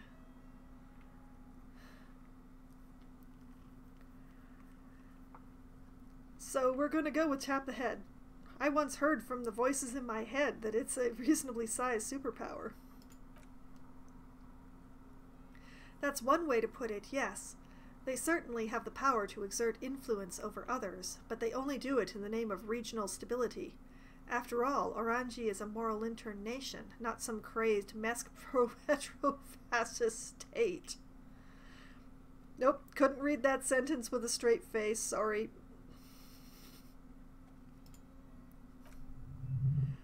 Reaction speed, success. If he knows so much about Orangi, maybe he also knows about the Orangi's mercenaries? Except that...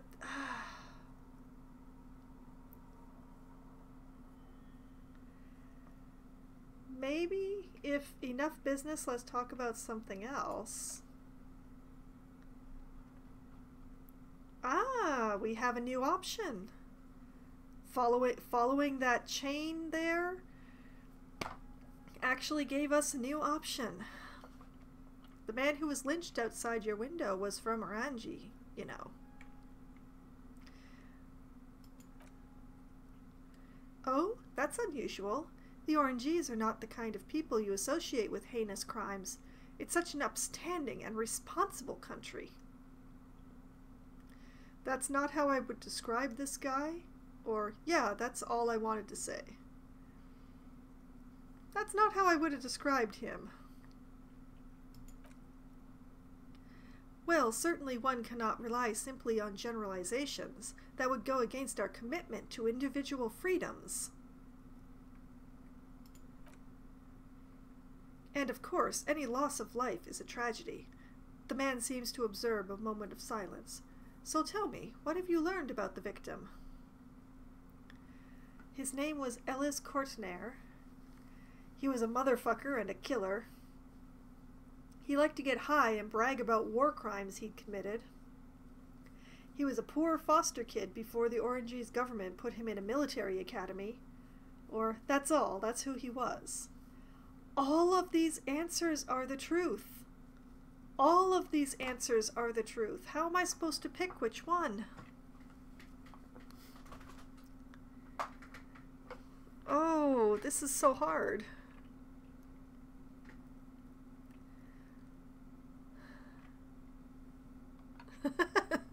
Alas, there is no number 6 for all of the above. He liked to get high and brag around his war crimes. Extremely distasteful behavior. I cannot condone either drug use or needless boasting. No, you're into other pleasures, Sunday friend.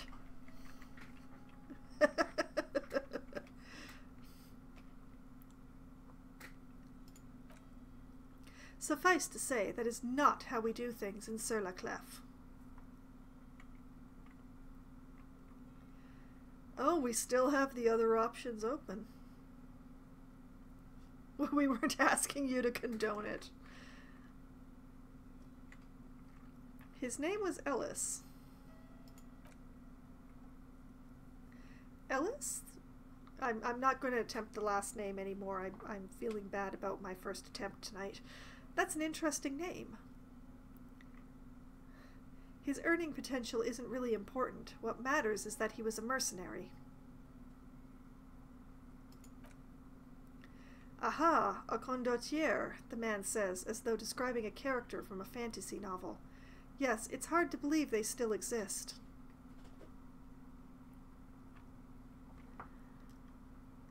I am not getting a lot out of this. I was hoping for more.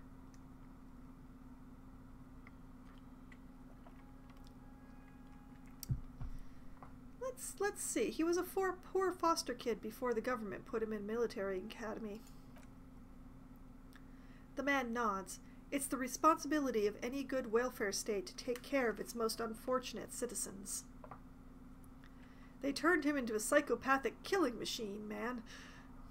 Or, yeah, he should have been grateful for the help.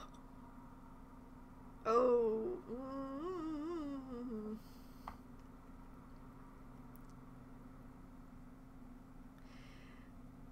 I want to say number 2, but I very much doubt that it would be said in the deep tones of sarcasm that I would require.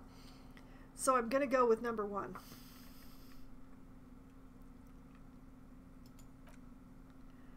They gave him a successful career.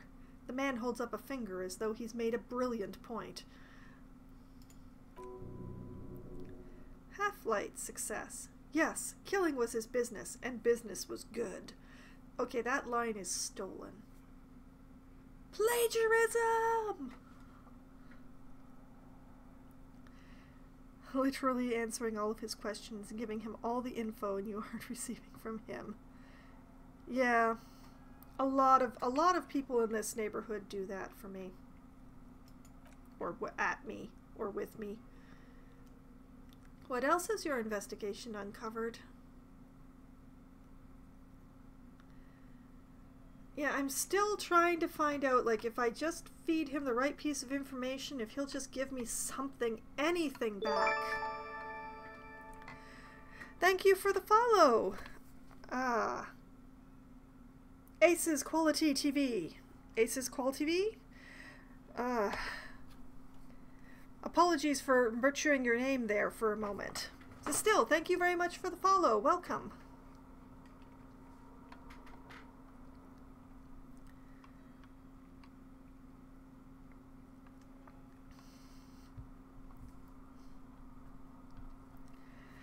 Well, it's hard to say whether or not his wife used him, but she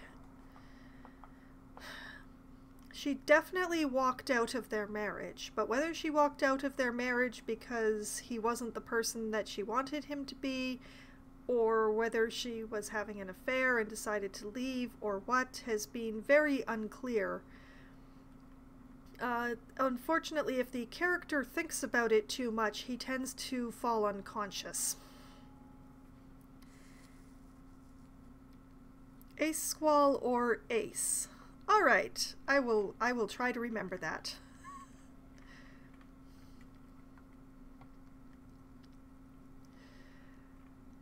Okay, after he was discharged from the military, he joined a mercenary outfit. That is extremely unfortunate. Yes, it's regrettable that this practice has a history in certain Occidental nations, even highly advanced members of EPIS. But rest assured, the Orangese government has committed to producing a timetable that would lay out a path to transition to a professional army. Soon there will be no need for mercenaries like this poor man. What kind of timetable are we talking about here? Oh, well, that solves that then. Oh. What kind of timetable? Oh, it's hard to put an exact date on it. I believe the proposal for the timetable is due to be completed around 60 or 61. Which, as the first one there, that is like a decade from now. The now of the game. Or I guess that's better than nothing. That is a decade in the future. The man nods. See? That's the kind of progress the moral intern makes possible. I am not chasing this rabbit anymore. That's who he was. As I said, the loss of any life is terrible, no matter who the person may have been. I do hope you're able to bring his killer or killers to justice. We must show that the rule of law still applies, even in Revocol. Thanks. Oh, thank you very much for the host. That's very kind of you.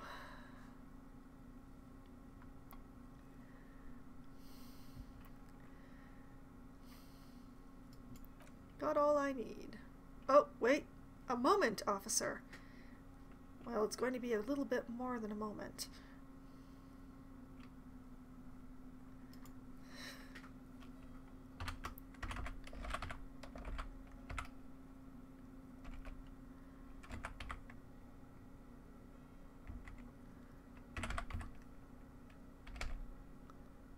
Ha! There we go. Yes, I do find it difficult to talk and type at the same time. Ah, Resident Evil Village. A lot of people have been playing that lately. I hear it's very good. My computer would melt if I tried to play it, though.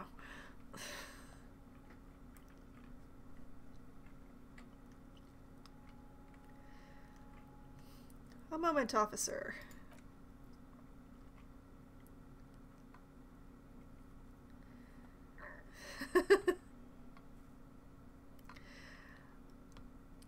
Yes, it's not as well known a game, Disco Elysium here, as I wish it was.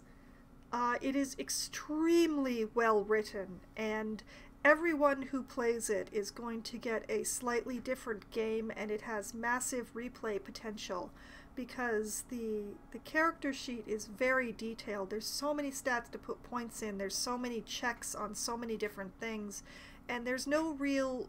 You're not really forced into an order of doing things. You can follow your heart, you can run around in circles, all sorts of stuff. And it's just a really great game, and I recommend it so much. Actually, I can talk and handwrite at the same time, no problem. But for some reason I can't talk and type at the same time. It's very difficult.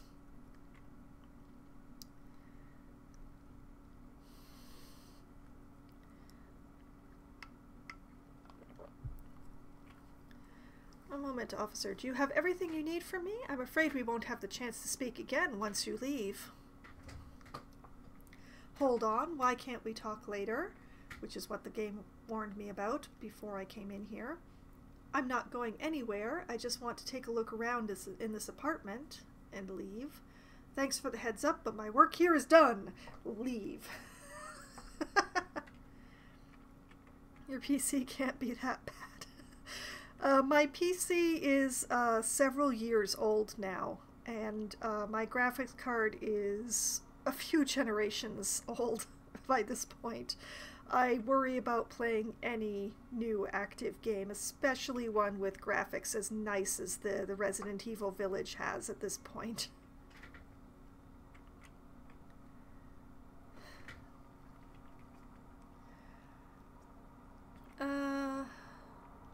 Why can't we talk later? I'm curious what your answer is, not actually wanting to talk to you again.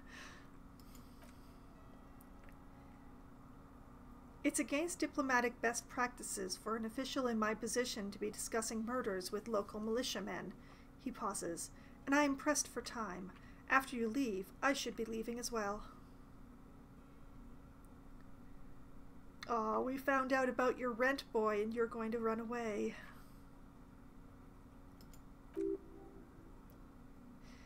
Logic, success. That's not the real reason he's so apprehensive.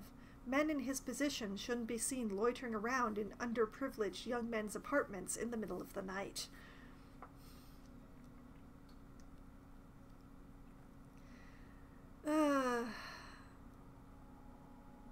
Well, thanks for the heads up. My work here is done. I'd never want to speak to you again. Of course, I'm glad I could help. You helped nothing.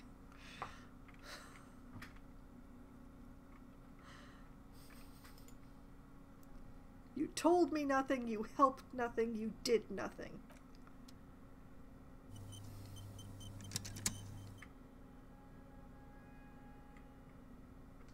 And now we run into the evidence of my computers perhaps not being on the newest side as the game stalls out trying to autosave after that conversation.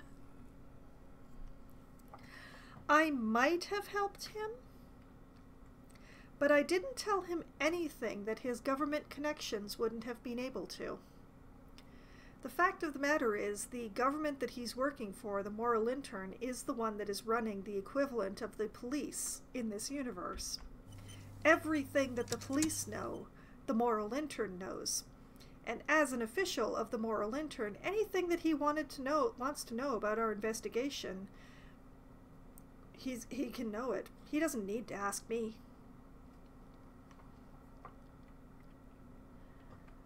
Why not cut off the autosave?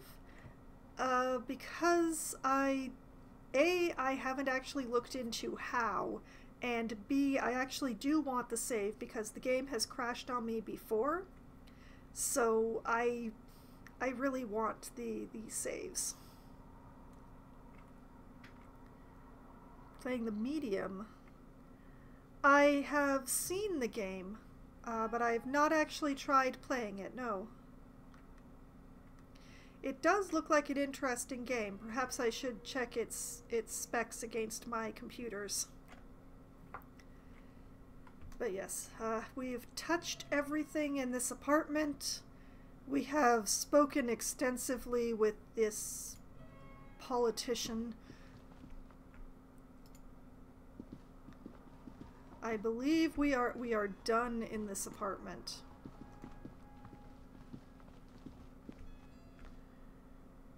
Yes.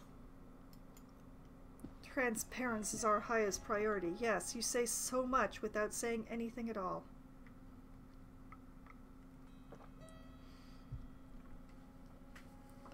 This game does take a lot of the processing power of my computer, so I can't search it up, but there is something that I like to bring up whenever I encounter the political side speak. There is a song from a musical called The Best Little Whorehouse in Texas that is called Dance a Little Sidestep. And I fully recommend that you go to YouTube and search up this piece from this movie, from the Dolly Parton movie, of Dance a Little Sidestep, because it is a politician who is just reveling in the fact that he never answers any question that any reporter has ever put to him, musically, while playing with his hat in a most ridiculous way that it endlessly amuses me. So I fully recommend finding that on YouTube. I know it is findable on YouTube. I've found it myself multiple times. but I can't really run my browser at the same time as this game.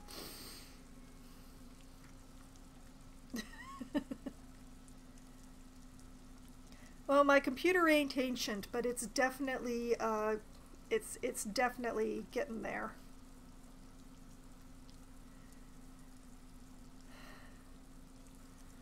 I can still run this game.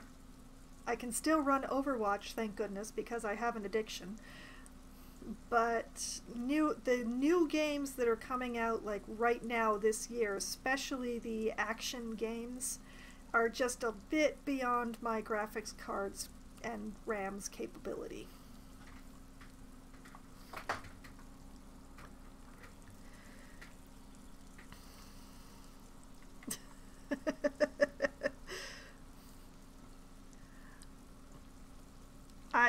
I really enjoy Overwatch, but I am a real filthy casual in that game. I have never played the competitive at all. I only play the quick play, the non-competitive queue. I don't even do deathmatch. And also it rides very hard on my computer. I have to shut down 90% of the programs that I would ordinarily keep running in the background. So I will probably never stream Overwatch because I can't run Streamlabs and Overwatch at the same time. There's just not enough RAM for the two of them. Not enough memory for the two of them either.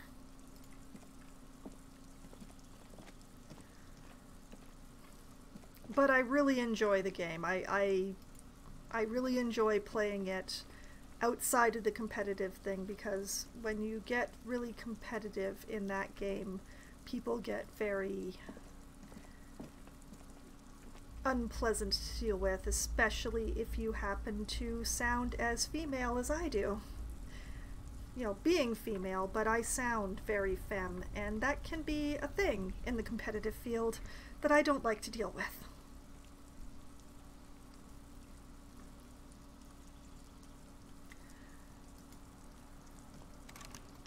Oh, right, this is a locked door.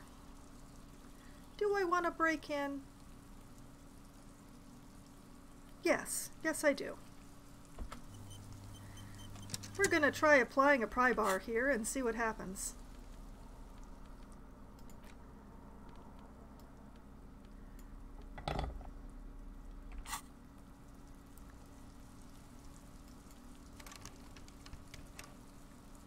Apparently not. It was worth a try. We'll put the pry bar away again. Okay. I'm going to play for a bit longer, partially because I really want to get out of this building before saving off. I don't really want my first thing next week to be just, you know, 2.5 loading screens while I exit this building.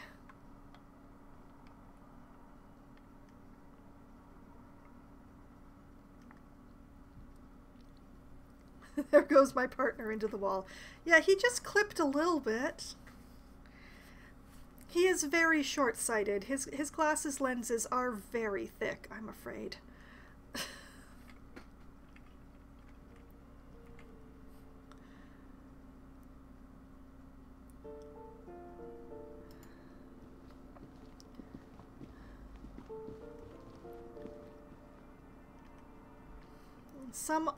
Yeah, it's, most of the people that I meet in the quick play queue of Overwatch, they're fine.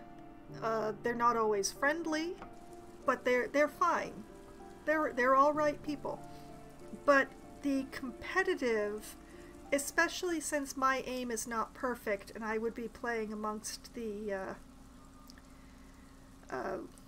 other people whose aim is, and probably teamwork, are less than perfect, it can get very toxic in there. People get very salty if they're on a losing streak, or if they keep getting shot by the Widow, or what have you. And it's really hard to rise in Overwatch competitive without communicating verbally with your team And I'm afraid women get a lot of flack in the online competitive community. And I just don't feel like dealing with that, in general and in specific. I wonder if I go over... I broke into an apartment over here at Everart's request earlier in order to scare the resident, and I'm wondering if at 2200 at night, if anyone's home.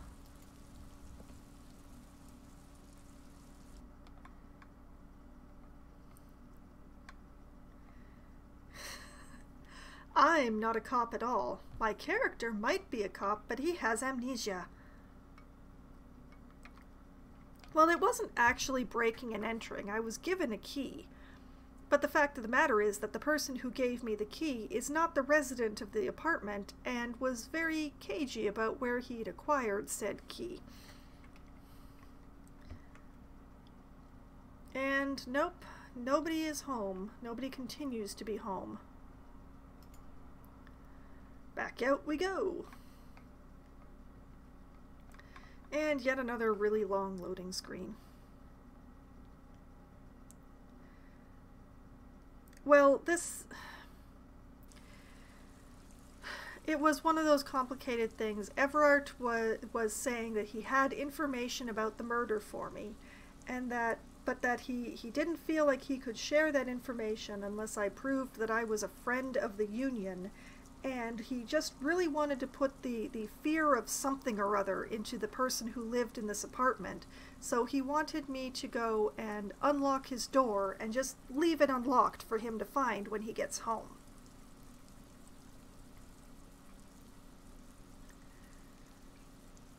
Yeah, I mean, Overwatch, the competitive community in Overwatch is not as bad as some other games that I will not name because I'm going to be nice just this once. But if a game is not going well, or if a person has just been having a bad day or a bad week or a bad life, they will take it out on their teammates. And I know for a fact that I will get a disproportionate amount of that simply for how I sound.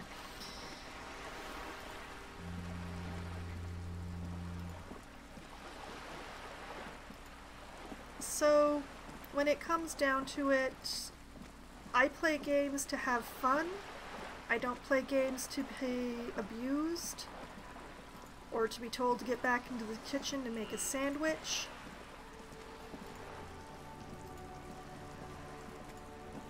Or for people to make certain assumptions about my employment, or what I might be available for outside of game.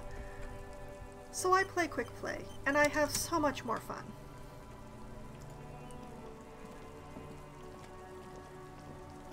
Now, what I want to do, my character, hilariously enough, has a burning desire to sing karaoke in this hotel over here. So I'm going to attempt to convince the manager of the hostel to let me sing karaoke. So since my nominal ending time is midnight, what I'm going to do is I'm going to go into this hostel and I'm going to walk over to where the manager is. And then I'll save off, and next week we can start with the most ridiculous thing ever, which is me attempting to convince this man, who hates my guts, to let me sing karaoke in his cafeteria.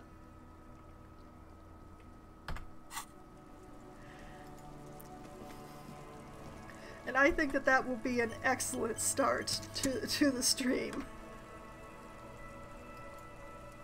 I have prepared a bribe from last week.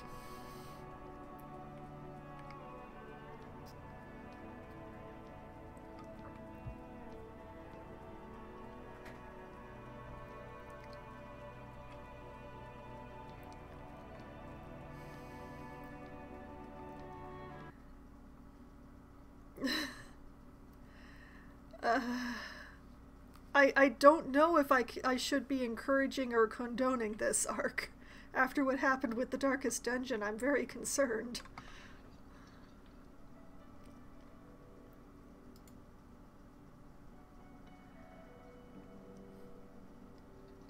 Come on. There we go. Just by the by, for those who have not been around for the whole thing, the guys who are hanging out in this room over here that I'm standing next to, this lot are actually the ones who performed the lynching that I am investigating.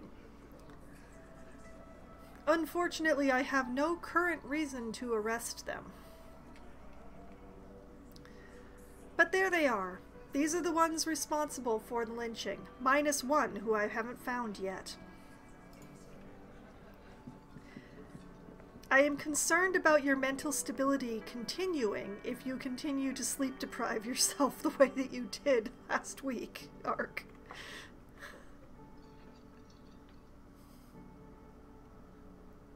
Oh yeah, I absolutely found them. They've just been hanging out here for days. But the problem is that they're not actually the ones who did the murder. They only hung a body from a tree. So I really need to find the murderer.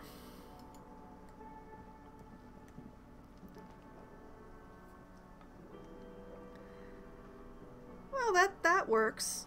That's not all that far away from my more usual sleeping schedule, sort of.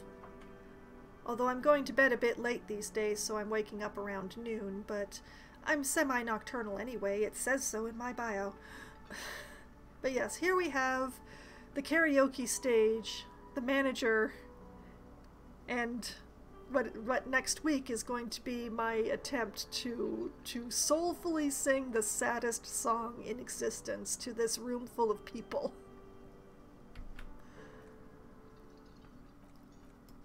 It seems like the best use of a detective's time, doesn't it?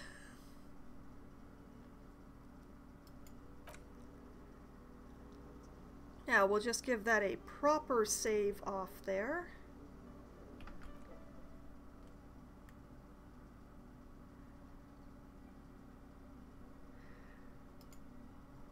And that is it for this evening.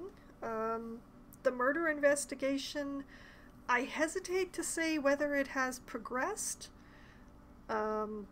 Considering that all my questions were answered about a pillar of silence in a church that was probably unrelated, and that, you know, the guy who actually witnessed the lynching told me absolutely nothing. I do hope that Pan will return for Dad Joke Wednesday. That was amazing last week. That was a lot of fun last week. But we shall see. I cannot yet predict too much more of the future than this. I will be returning again on Wednesday at as close to 7 p.m. as everyone can be gotten together to play Among Us with a group of my writer friends from a local writing group. We've been playing every Wednesday since December, and it gets interesting, I would say, in those matches. So that will definitely be Wednesday, and hopefully close to 7. And then I will return again on Thursday evening at 7:30 p.m. Eastern Time, where I will be continuing to my campaign in Darkest Dungeon, where unfortunately I believe it's going to be continuing to grind because characters need to have their levels raised so that I can go to higher level dungeons. Well. And if anyone is interested in Disco Elysium, how everything got to where it is now, everything, including what is no longer on Twitch, is archived on my YouTube channel. There's a playlist and everything. The Disco Elysium plays are updated every Friday. And if you are curious about the Darkest Dungeon thing, it updates on Tuesdays, and there is also a playlist for that. And there's a playlist for what I previously played for Try Not to Die Thursday, which was Oxygen Not Included, which I will return to at some point. But yes, that is also archived on the YouTube channel.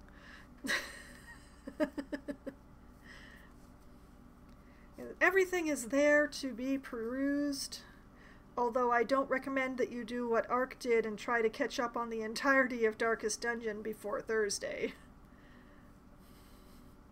That might not be the best plan. There is more of it now.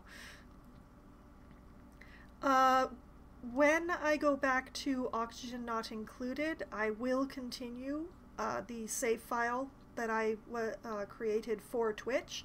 So I would be starting that one on cycle 200, which is the exact point that I left off. I won't be going back to that for some time. I'm still working on Darkest Dungeon, so there's lots of time to catch up on that one, Ark. I'm looking directly at you somehow. Straight through your monitor, I'm staring you in the face, Ark.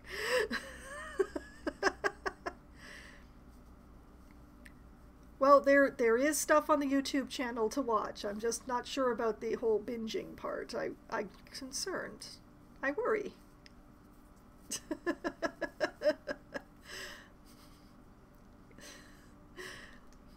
In any case, I hope that tonight was interesting, possibly even fun. I definitely had fun. Although I didn't find the politician very interesting, I at least followed some conversation with him. And I will return next week to try to sing some karaoke here, because I want that to be amazing. I really hope for that to be amazing. And I hope to see everyone there, and I hope to see you all on Wednesday and Thursday as well. I hope you all have a great night. Good night.